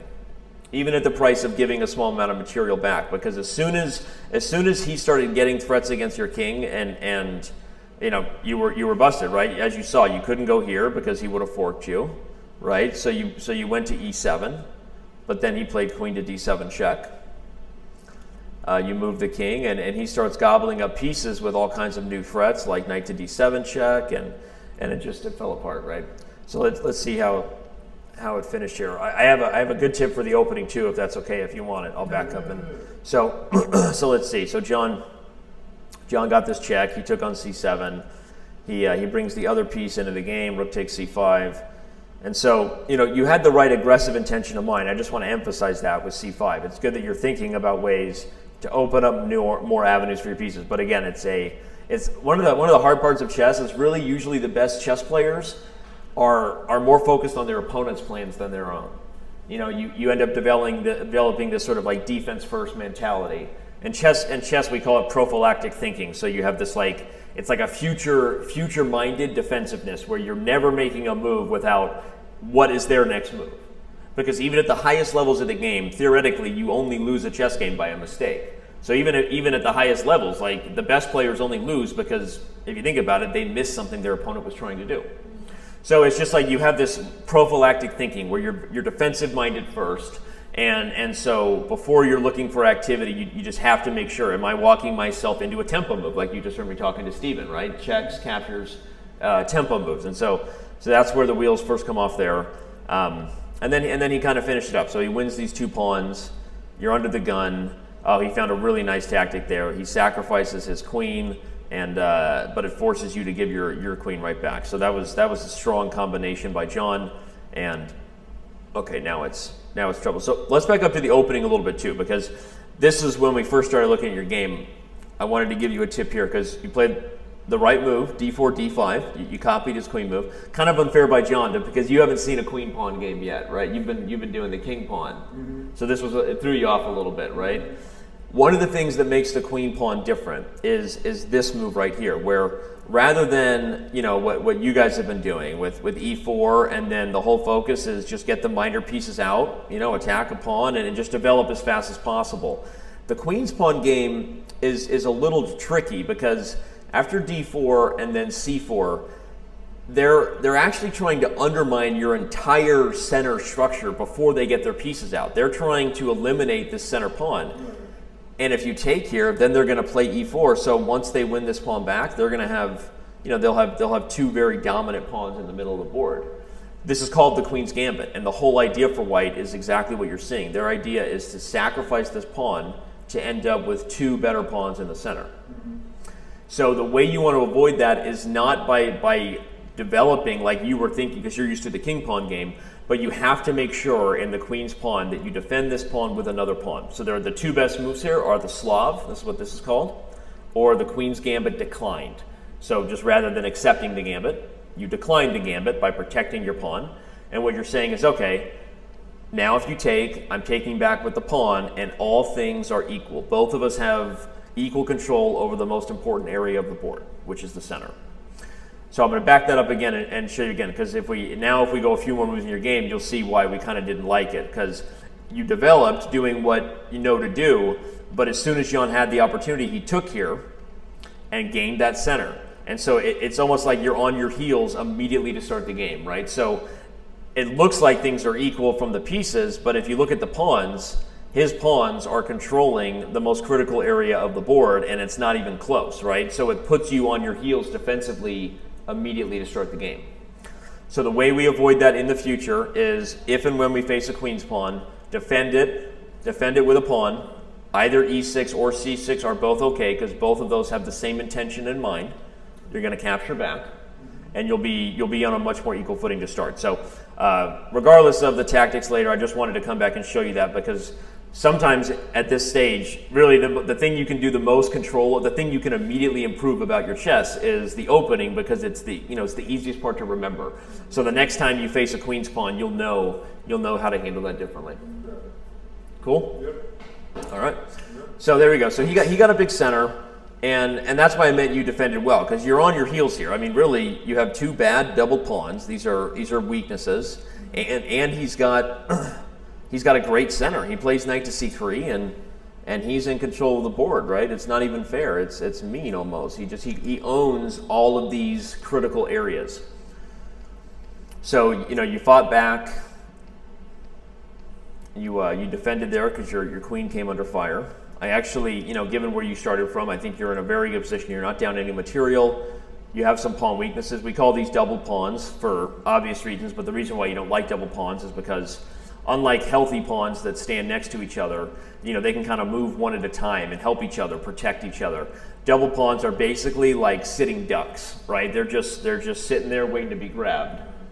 So, and that's kind of what Jan did. Jan knows positional chess, so he brings his knight into e5, then he brings the rook over, and he's doing evil things here, ganging up on your pawns, which tempted you to say, no more. You wanted to be aggressive, but that's what opened this door, and so now we've kind of summarized the whole thing. So, even though you lost the game, this was a closer game than it seemed, and little mistakes lead to big mistakes. So the little mistakes that you gave up the center to start, that leads to the next biggest issue, which is these double pawns, which leads to the next biggest issue, which is you trying to be aggressive and fix it, but in the process, you miss a very powerful tempo move, a very powerful check, and that's kind of what turns it. So really, the fastest way to fix this kind of game is, now you know a little more about the opening, control the center a little better next time, and the bigger picture way to fix the game is what I was talking to Steven about. Just no more missing of tempo moves, checks, captures, tempo moves. Those got to be on the forefront of how you're thinking, and so you can be a defensive-minded player basically. Good stuff? Yeah, good stuff. All right, man. Well, good luck. You got one more still. I got Shane here? I think so. I think you got the last one you haven't played. Pascal, I think we're probably going to go in and start it, because with me, or you mean with the round? It looks like the round. Okay. And then you say hi. Just say hi to everybody so they know that Grandmaster Pascal Charbonneau is here, and he's awesome. Hey guys. We joked that probably of all the teammates, you and Christian, if I lied to the fans and said these two guys are brothers, I think I could almost get away with that. You two guys look more alike. Yeah, I mean, if I take my glasses off, I can kind of see it. You could probably pass, right? I mean, maybe. of all the teammates here, unlikely. Also unlikely. This one maybe. This could be grandfather and son, or father and son. Maybe father. Yeah. Father. No, I didn't mean that, Bart. I didn't mean that. He's a pretty big guy. He's a very big guy. I don't want to say grandfather. You're right. The hair award goes to Steven, but but you're maybe in second with the hair award. Well, it depends. It changes too. And some days changes. Beard and Right. I like that about you actually, because if you just Google you on the internet, we were looking for images to use, and you're all over the map. We've got short hair Pascal. You went with the office Pascal, which is that's actually not my standard office. Right. attire. I said this was probably when this is when you first joined your hedge fund. This is like this is actually when they took pictures. Okay. On the website. This is fairly recent, but okay. I've also had some pretty big weight fluctuations over the years. Well, me and you too. That's being a dad. You put on some baby weight, maybe. Yeah, exactly. All right, well, we're going to go start the last game. I don't know if we're going to have a chance for Pascal to join us for some analysis afterwards, but look for Pascal. Yeah, I mean, if you get to have either Larry Johnson or me, I'm not too offended. You're not going to push him out, but Larry's played so well today, and he's so into it. It's so fun to watch. Actually, they all are pretty into it. It's cool. Yeah, it's impressive. Well, thanks for doing this. When are we going to see you on Chess.com more? So you played the Pro Chess League. I did play the Pro Chess League. I had a good time with it. We're hoping to have you play again next year. Sure. I mean, I think our team in Montclair did well. You did really well. You played the Chess Bros. I picked against you. If you remember, I'm sorry. That's fine. I don't hold it against you. I would pick against me a lot of times. Well, I pick against myself regularly, so it's hard for people to hold that against me. But, yeah, I don't blame you for that. But yeah, so I'm definitely going to play the Pro Chess League, and I will try to play online a little more. It's I tend to be at work. For most of the day, you're a busy guy, and then now you got a baby. So it's tricky. Right. But the Pro Chess League was fun. I'm going to do it again. I think a lot of our Montclair team is actually right here. So this is basically a Montclair. This is basically the Montclair Sopranos versus athletes, or whatever. It's kind of like the nucleus of the world. If you think about it, it might be the epicenter, right? If we do do the geometry. I know once I taught at a chess camp in Kansas, in Lynchburg, Kansas. The Karpov school there, And I know there is a spot, I think it's maybe 30 minutes away. We drove to it, which is the actual epicenter of the country. Okay. But I went to it too. That's right. They held the U.S. Junior Championship there when I was 19, which was the last one I played, unfortunately. I don't know how old you are, but it's possible I was even around, because I was around when they had some of those. I think you're younger than me. No, I thought I was older. I'm 31. I'm older. Okay. You look younger than me, though. I'm 34. I mean, you look like you've aged less. That's because I have 4 kids. Every child takes 5 years of your life. They're like vampires. They just suck your. If I ever have 4 kids, we'll have to compare. Right. Okay. Fair enough. All right. Thank you. Fair enough. I'm gonna walk in there with you. Fans, don't go anywhere. I'll be right back with analysis of the last round. For now, go ahead and enjoy the tunes of some BRB music. We'll be right back. The final round has begun. Right? Right? They're like, yeah, Danny. Right, because you said so. There's John Urschel and Pascal talking some. These guys are they've really loosened up even more. So and far back there we can see the 2 NBA players, the 2 retired NBA players going at it. Jay Williams and Bart Oates. There's Robert bringing everybody beers, right? Why don't you focus on the game, Robert, and stop thinking about where's your next beer coming from,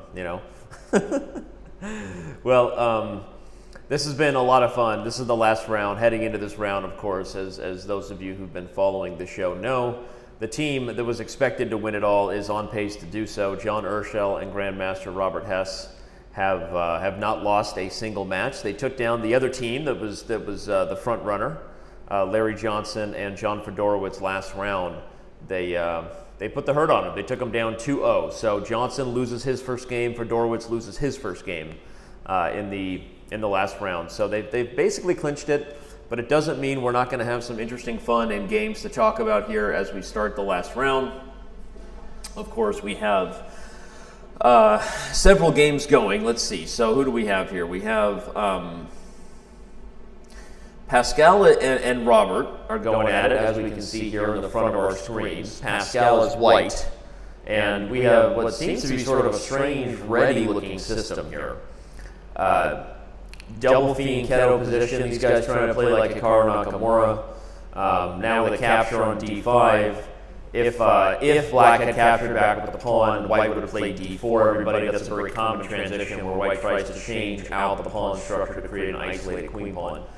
So Robert wasn't having that. He took it with the knight, and then of course we saw bishop to b2, and that's where we stand currently. The bishop came to b2, black challenged it, and the exchange was made. So a small edge for white. Pascal's a little bit better here. Nothing to write home about. This isn't fireworks chess just yet. The other game between two grandmasters, probably the most exciting of them, the one that I really wanted to touch on, is this one here. Echo again? What is going on? I don't even know. Oh, you know what it is? It's weird how this is. Let me know if that fixes it. Apparently there's an echo, everybody, and I apologize for that. Trying to fix that. Is it just, it might just be when I get talking loud, because the room in here is so I just have to not talk loud. When I turn that thing off? Okay, so it's not me talking loud. I mean, it's always annoying when I talk loud, but okay. Okay, thank you.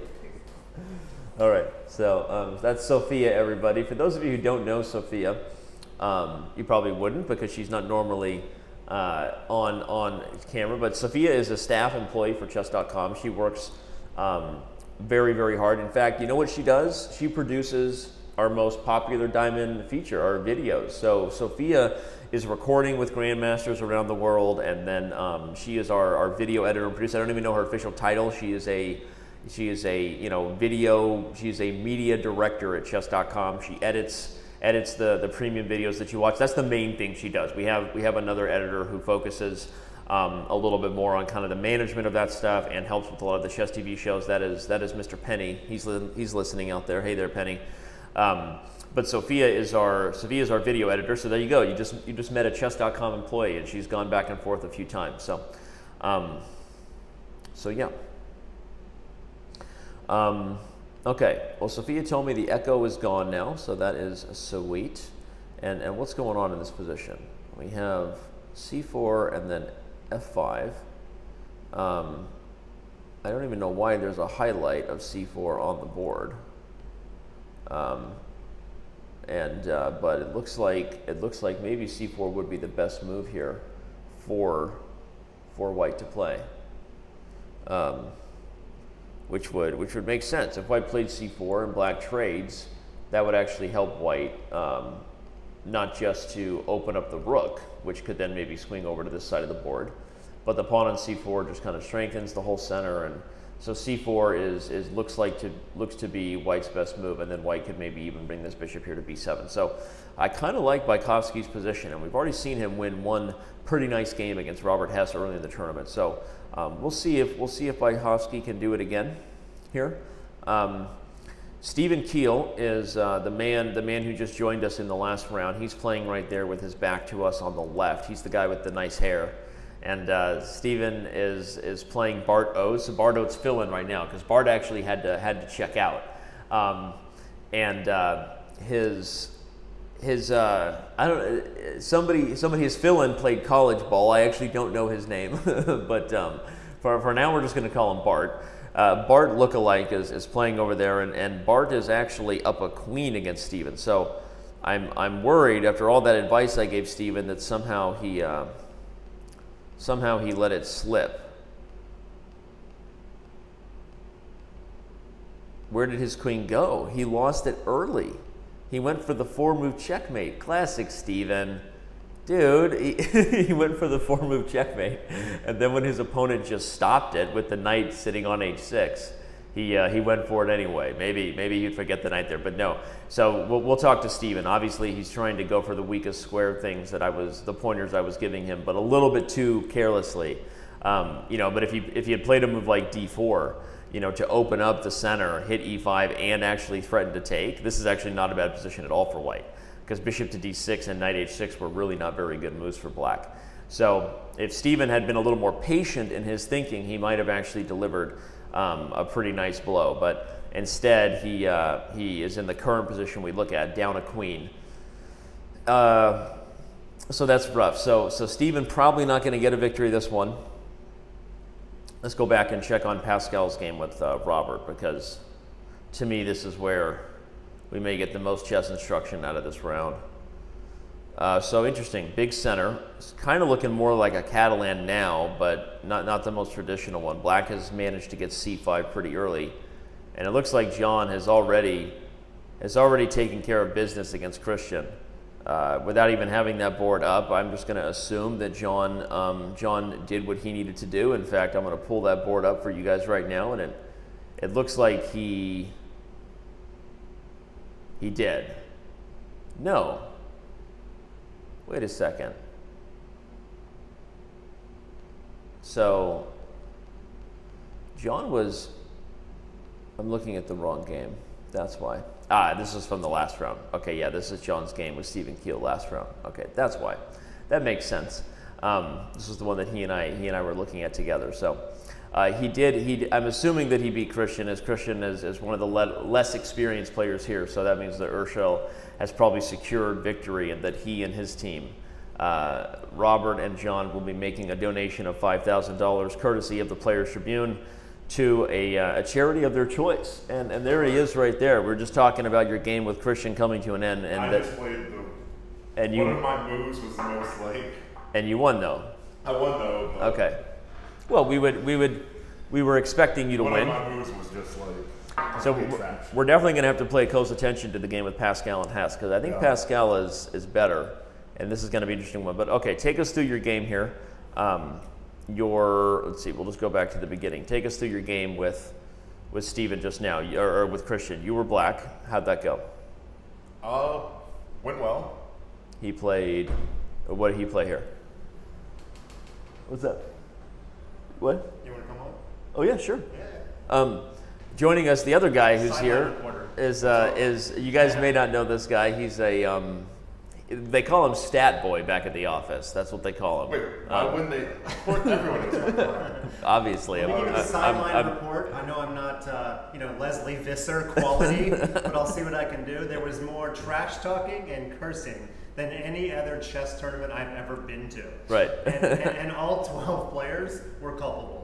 And it was fantastic. All 12. I think all chess tournaments should be that way. Yeah. You know who got it started was Jay. Jay set the tone of trash talking in the room. Yeah. And that, I think that led to everybody being pretty excited about the opportunity to play it. But I also said in the beginning, I said, hey guys, normally at a chess tournament, there's not as much talking, this and that, but we're not going to do that here, because I don't think it would have been possible anyway. A lot of fun. Any big news from this round? Well, last round, out of all the trash talking and noise, Molner said he was thrown off his game by the choice of classical music. Okay. So you just never know what is going to bother a player. That's right. John, has there been kicking under the table? No, not that I've witnessed. You got to add that. Yeah, okay. Next year. Okay. Well, I'll let you guys look at your awesome game. So you played Rook B7 to double rooks. That was an awful move. I just had Rook B1. You could have played Rook B1 straight away. I could have played Rook B1 straight away, and also I didn't have two rooks. Yeah, you didn't have two rooks. I'll let you guys get to that barrage. Thank you, Mike. If any zingers are said, come back and deliver them. All right. All right. So what did he do here? He played E4. No, he didn't. No, he didn't. Is that the game? That's not the game. No, it's not the game. I was saying. You're asking what the moves were. D4, D5. Okay. Knight F3, Knight F6. E3. C6. I believe Knight C3. Simply Bishop F5. Okay. Bishop E2. E6. Castles. Bishop E7.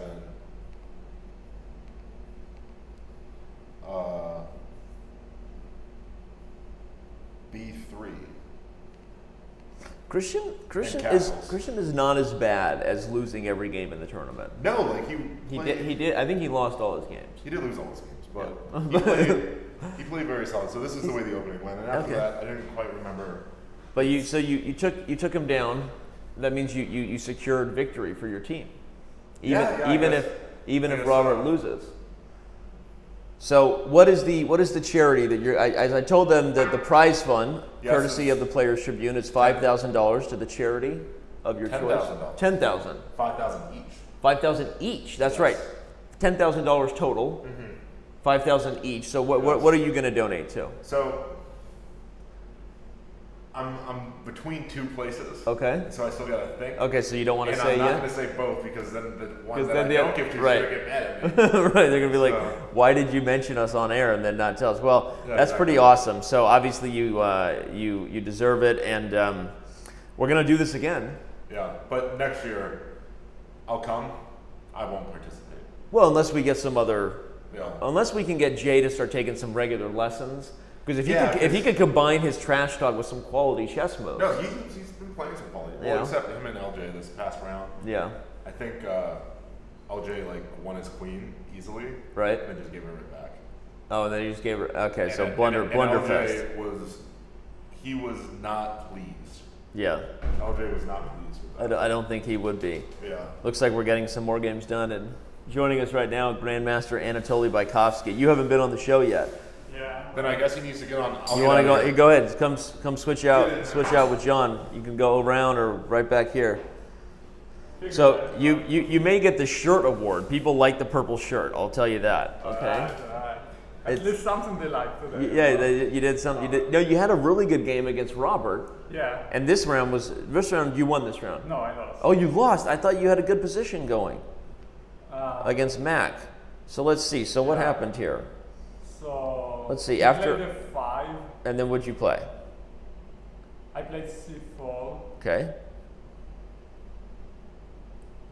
He played rook c8. Okay. I played bishop h6. Yeah, I thought maybe you would bring the bishop to b2. So actually, the issue is that now he takes on c4, and this is what I underappreciated. Okay. Because now c4 is falling. Yeah. So. Right. If you take with the queen, he has bishop f5. Yes. Right. And so, how did you deal with him taking on e4? So I played bishop take e4. Okay. Did he sack the exchange? Yeah, he played queen f5, and now I did. You mean queen takes c4? Yeah, sorry, queen takes c4. Sorry. Right. So now I'm not sure if I have even a good move. So basically, what happens if queen takes c4, rook takes c4, bishop takes h6, rook takes c4. Yeah, and your bishop is trapped. Yeah. And that's actually a very nice trick, right? Because if you come back, he has rook h4. Yes. So it's fair to say that when you played bishop h6 initially, you kind of missed this idea. Yes. Right? Yeah, so actually, it's quite interesting because that may be even better than what I did in the game. Okay. So after takes and takes, he traded. Yeah, I played Larry won again. Larry won again? Okay, so Larry goes 4 out of 5. He beats Jay Williams in the last round. So this is probably the most exciting news of the day. Larry Johnson just played phenomenal chess. So NBA All-Stars on a roll. Okay, so what did you do here? So I played rook e1, after which it just like. Just right here? Yeah. Okay, so rather than go for the 2 bishops. Yes, so that was a mistake because now he takes on e2, rook takes e2, and what happens is that f8 is not hanging, so he just plays b5 and I'm just and you can't even take it because of mate, everybody. The point is that if takes, black has rook to c1 check and mate to follow because of the bishop guarding the square. Well, that's huge then. So yeah, one blunder and the wheels kind of came off, right? You played bishop h6. Yeah, so I gotta find. So in hindsight, I mean, this position is maybe more critical than we thought, right? So what could you have played here differently? I mean, it's tricky actually, right? It's tricky for you. So, I guess what is he? I mean, you played bishop. I mean, could you play this as ugly as it is? Yeah, but maybe I can play bishop b2.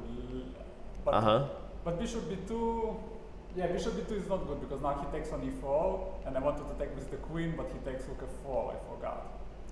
Yeah, because if he played bishop f5, you would have this move. Queen d4, yes, that was the idea. But he has rook f4. So yeah, you're right.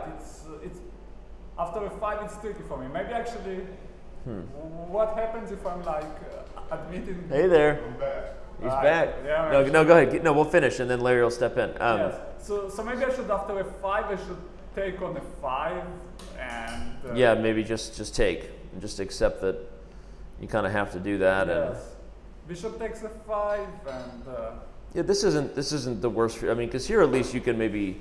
No, so I don't need to take because then rook comes to the game and always check. Right. On h5. So maybe I can play c4, rook c8, and admit that I need to defend and play rook c3. Right. Just kind of say, all right, I'm a little on the defensive, but. You know, if you do re-coordinate pieces, you know, like bring this rook to c2, you could still go for a plan like bishop b2. Have some structural advantage, though. I mean, his king and the e-pawn on e7 is not very good. So right. Yeah, I mean, because of the light squares being weak, at some point you might be able to trade and get tactics here. Yeah. Okay. Well, it's interesting. So Mac played a very dynamic move with this move f5, and you know, this is an easy trick to miss. This whole, you know, this bishop h6 move is an easy. That's a very nice combination that ends with the rook coming to h4, right? Yeah. So that was nicely played. And well, did you have a good time today? Yeah, it was great. Thank you for hosting it. I enjoyed it a lot. Hopefully. Yeah, you're welcome. I'm glad you came. And so you've got your teammate, right? Who was on your team again? You had Steven. Yeah. Steven Keel, right? So maybe you guys could work out together, right? He could give you hair lessons, and you could give him chess lessons. Unfortunately, you know, my hair is not what it used to be, so. Yeah, well, you had a bit of a fro going for a while, right? You could grow out your hair. Yeah, I can, but it's not growing. It's not growing. Yeah. All right. Well, well, thanks for doing this. Obviously, it was a ton of fun to have you. Maybe you and Steven can stay in touch, and he can also work on his chess for next year, but. You did have a great game against Robert Hess, which happened to be one of the few that we did in the broadcast, so that was good. Yeah, so that was very interesting. Larry Johnson says, I am the best coach in the world. You are the best coach in the world. 5-minute lesson. 5-minute lesson. That's right. What was the evaluation? 4 out of 5. 4 out of 5. 4 out of 5. What was the evaluation of my game against Robert? It was. That was an anti-Grunfeld with bishop g5. Remember? Yes. And then he played this queen to b4 move was a bad move. Yeah. He should have just taken on c7 with the bishop, but he played queen b4 and you had b5. Yeah. Remember? And yes, I remember the game. But what is like? Did he have an improvement there? Or? I think if he doesn't play queen b4, plays bishop takes c7. I mean, it's about equal. Yes. Dynamic. You can still play for e5, like knight d7, e5, and whatever. Yeah, that's what I thought, But yeah, it happened to be a very interesting game. Yeah. Once you got this a5 idea and he played bishop, you were on a roll, and that was nice. Yeah. All right. Well, thank you. Awesome. And we're gonna bring on the star of the show really today. You are, man. You are the star. We're watching analysis, whatever these guys are doing over here. Jay and John and. Right here. Yeah, they're checking out. They're checking out Pascal's game with Hess. Is this game still live, or is it even? I don't even know if the game is still live. It might actually still be live. I think so, because I think their b4 was just played. So Robert we can tell by his hand, he's about to grab his knight, and probably move it to either b7 or a4.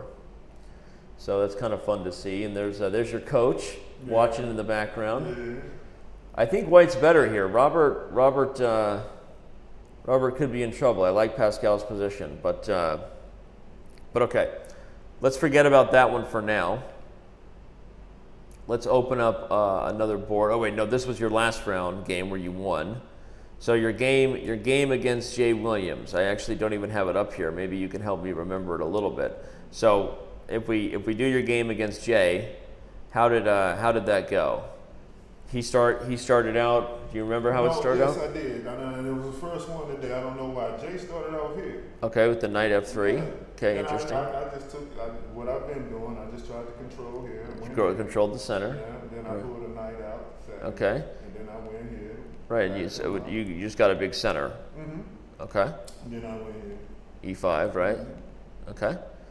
So what I heard, I need to ask my relayers to bring me the game. Sorry, I don't have it right in front of us. But what I heard was that you won his queen, but then you made a mistake and gave it back. Exactly. Right, but then you won the game a second time, right? Yeah. Okay. Well, let's do a little bit of analysis here of Pascal's game here with Robert, because unfortunately we don't have your full game here. So Robert played knight a4, you played, and then we have king to g2. So this is interesting. You didn't get many endgames because you beat people pretty quickly today, but let's talk a little bit about the endgame. So probably the reasons why we like white being better here. This is a very equal endgame, first of all, because we have basically a completely symmetrical structure, right? 4 pawns for black, 4 pawns for white. 2 pawns for black, 2 pawns for white. So overall, neither side has any doubled pawns. Nobody has any isolated pawns. There's not a lot of weaknesses here. So it's close to equal, but the reason why we like white is based purely on activity, right? White has a strong knight, a stronger rook, and because his pawn is actually a little bit further extended, that actually gives him slightly better chances that his pawns may actually have a chance to get a queen before black's. So Robert plays the move rook to c8. He's offering to make this trade here. Okay. What do you think about what do you know about the endgame in chess? Do you know not what? A whole lot. Not a whole lot. I mean, I can't. I don't know. I know I can't talk about these guys, but why would you exchange rooks like that? Yeah, he probably doesn't want. You're saying for Robert or for? Yeah, Robert. Yeah, well, Robert. probably he wants to do it because White's rook is a little bit better than his. If you look at the position That's here. right. You know, this rook is a very limiting piece. Like, as long as this rook is here, it guards this square from the knight, so that's kind of irritating for the, for the pony. We got, if this queen moves off anywhere, then this rook might infiltrate into the 7th rank. So, instead of exchange, he wouldn't want to put that pony there. Well, he's got the queen on it too. So, okay. part of the reason why black is, you asked a good question. So, why would he want to trade? Usually, a good strategy for trading is sometimes when you're just worse, like. You're not losing. He's not lost, but his pieces are worse than his, right? I mean, White's pieces are just better pound for pound right now. So sometimes if that's the case, but you don't have any permanent weaknesses like pawn weaknesses, you can trade pieces. So if he's able to trade off his rook for this rook, we just had a couple moves. Let's see. So rook c8 was played. Pascal played this nice combination. Look at this, queen to d1. He's actually trying to sacrifice his queen, and if Robert had taken, he would have had checkmate on the back rank. Right. Well, he could have. Yeah, but almost like checkmate next move, right? So instead, after the move queen to d1, instead of taking and falling for this nice little idea, he plays queen to b7 check, and Robert and now Pascal puts the queen on h3, king on h3. But Robert's in the same position. If he takes here, he falls prey for the. Okay, he didn't, but if he had taken here, we still would have had this checkmate, just to show the fans at home. So Robert played this move, knight to b2, and where do we stand now? Look at this move, queen to f3. He's still trying to deflect the queen away from the checkmate. So super nice, queen f3, and then Robert says no thank you and puts the queen on b8, and Pascal keeps the rook.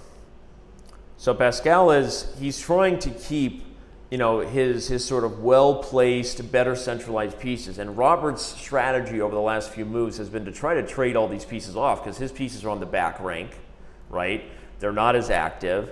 So, not every position can you just try to trade pieces and it work for you. But in a position where you're worse, like if you told black he could just take off the rooks, rook for rook, knight for knight, he'd be happy if he could just take them off the board because his pieces are worse. In fact, if we give white a move now, let's just make a move to kind of show what's coming.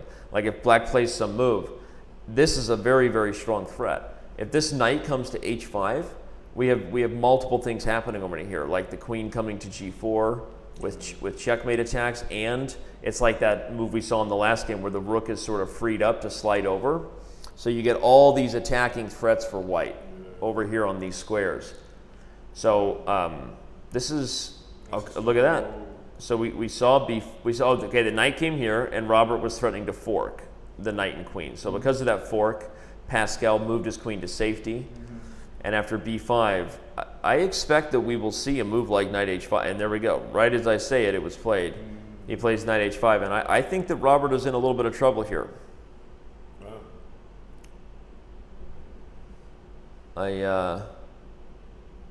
Christian, as we can see, he moved g6, then knight pops into f6, king g7, moving quickly. This rook would like to go to h4 immediately, but the one thing Robert has going for him is that his pieces are. Oh, thank you, man. It was great to meet you. LJ, I'll see you.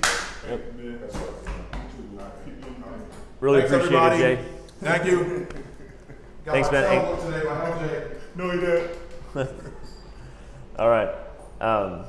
Jay Williams is out of here, and Robert is in trouble. The queen just came to G. Ooh, that was a weird move. The queen didn't go to G5; it went to G4. So that was just a slip there. But the queen comes to G4, and it's threatening things like knight H5 check because the pawn is pinned. So. So this is going to be tricky down the stretch. What's going on in the room here? We've got a... Yeah, go for it. We've got a lot of action there. You got Christian texting away, and the game is speeding up. All right, well, Larry, thanks for coming back in here. Congratulations again. I'll see you before we're done. Thanks, man. All right, everybody. Unfortunately, I can't quite see the board here with the live cam, as you know. But what we do have is the relay. And with this being looks like this is the last game still in progress of the entire tournament.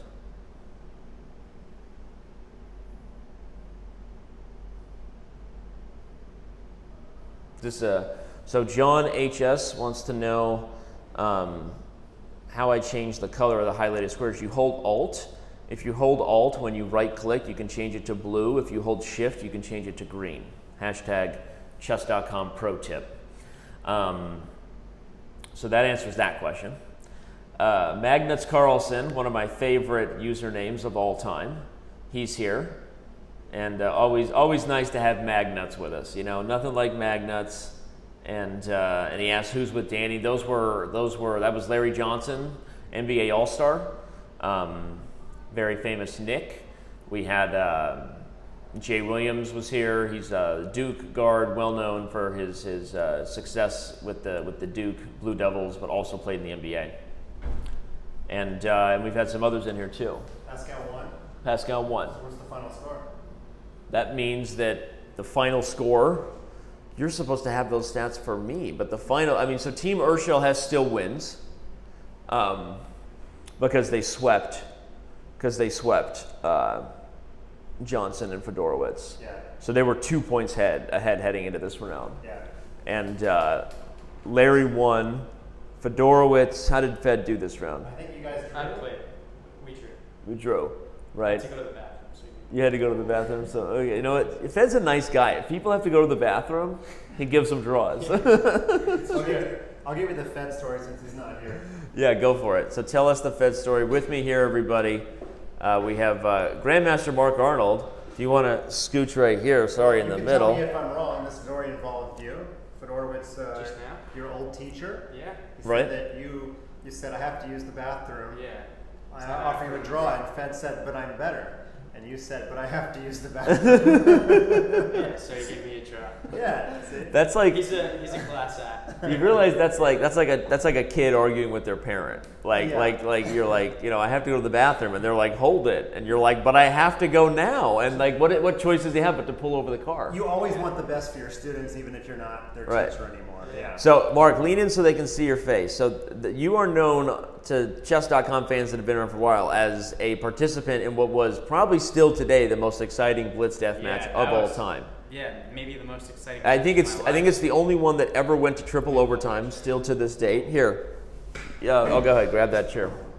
So you're still a part of the only deathmatch that went to triple overtime to this date. Actually, no, it went to 4 overtimes. 3 overtimes were tied, right? Before my time. Yeah, this was before your time. This is one of the first ever Blitz death matches.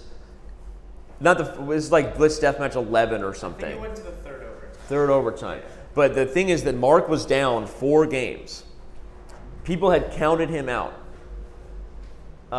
People had counted Grandmaster Marc Arnold out, and he came back and tied it and pushed it into overtime. Anyway, I just had to bring that up because it's still one of the. It was good that the bullet came. The quality of play continued to be subpar, and right. I could get Alex. Well, the thing is, dude, what you realize is you didn't know it at the time, but you made yourself a permanent part of Chess.com historical references because we have mentioned that match on more speed chess championships, and like, you know, Nakamura and Carlsen are playing, and people go, the inevitable question always comes up, what if it goes to overtime? And I go, well, let me tell you about the greatest overtime ever, kids. And actually, you always claim that Marc still holds the record for biggest comeback ever. It's so ingrained in your memory that even though you're wrong every time you say it, I still say it. Yeah, Yakov Norwitz was down 5 games, not 4, and came back to win. But that match of Marc Arnold's was so ingrained in your memory. It's like when USA beat Russia in hockey in 1980. We all think it's the gold I medal literally game, don't even. I didn't even remember that match. And Norwitz played Avruk for us. Oh wait. Yeah. That's what. It wasn't as memorable. Yeah. But I mean, I was there. So. Yeah, exactly. So he's right. And then didn't Irina also have a big comeback? Irina was down 4, and like so Irina won her tied final yours. 5 games against Nadezhda Kasintseva to win the match. Okay, but Norwitz didn't go to triple overtime. That's true. Okay, so there you go. Anyway, but did you have fun today? Yeah. So tell me about your part. Tell us.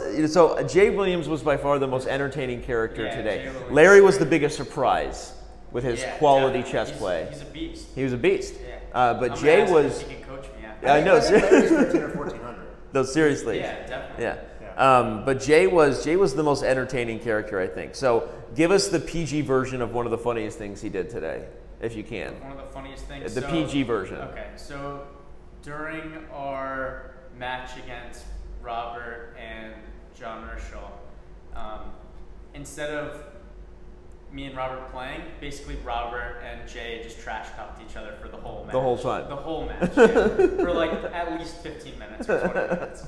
People were talking on camera because you could see Jay's face. He was sitting there. You could see him just like jabbing away, and it was hilarious. And because Jay Williams is a Duke grad, you know, when you came within 2 feet of him, he went like this and called a foul. Right, exactly. So, yeah. That's a Tar Heel right there for you. But we were actually talking NBA with Jay in there, and I don't think he was biased toward the Dukies. No. He's actually, very good at what he does. There's John. Okay, so I think we're wrapping up a little bit. I'm gonna give you guys a BRB music before we come back and pull up the show. But I'll be right back, everybody. Actually, I'll let you watch the award ceremony without audio. There you go.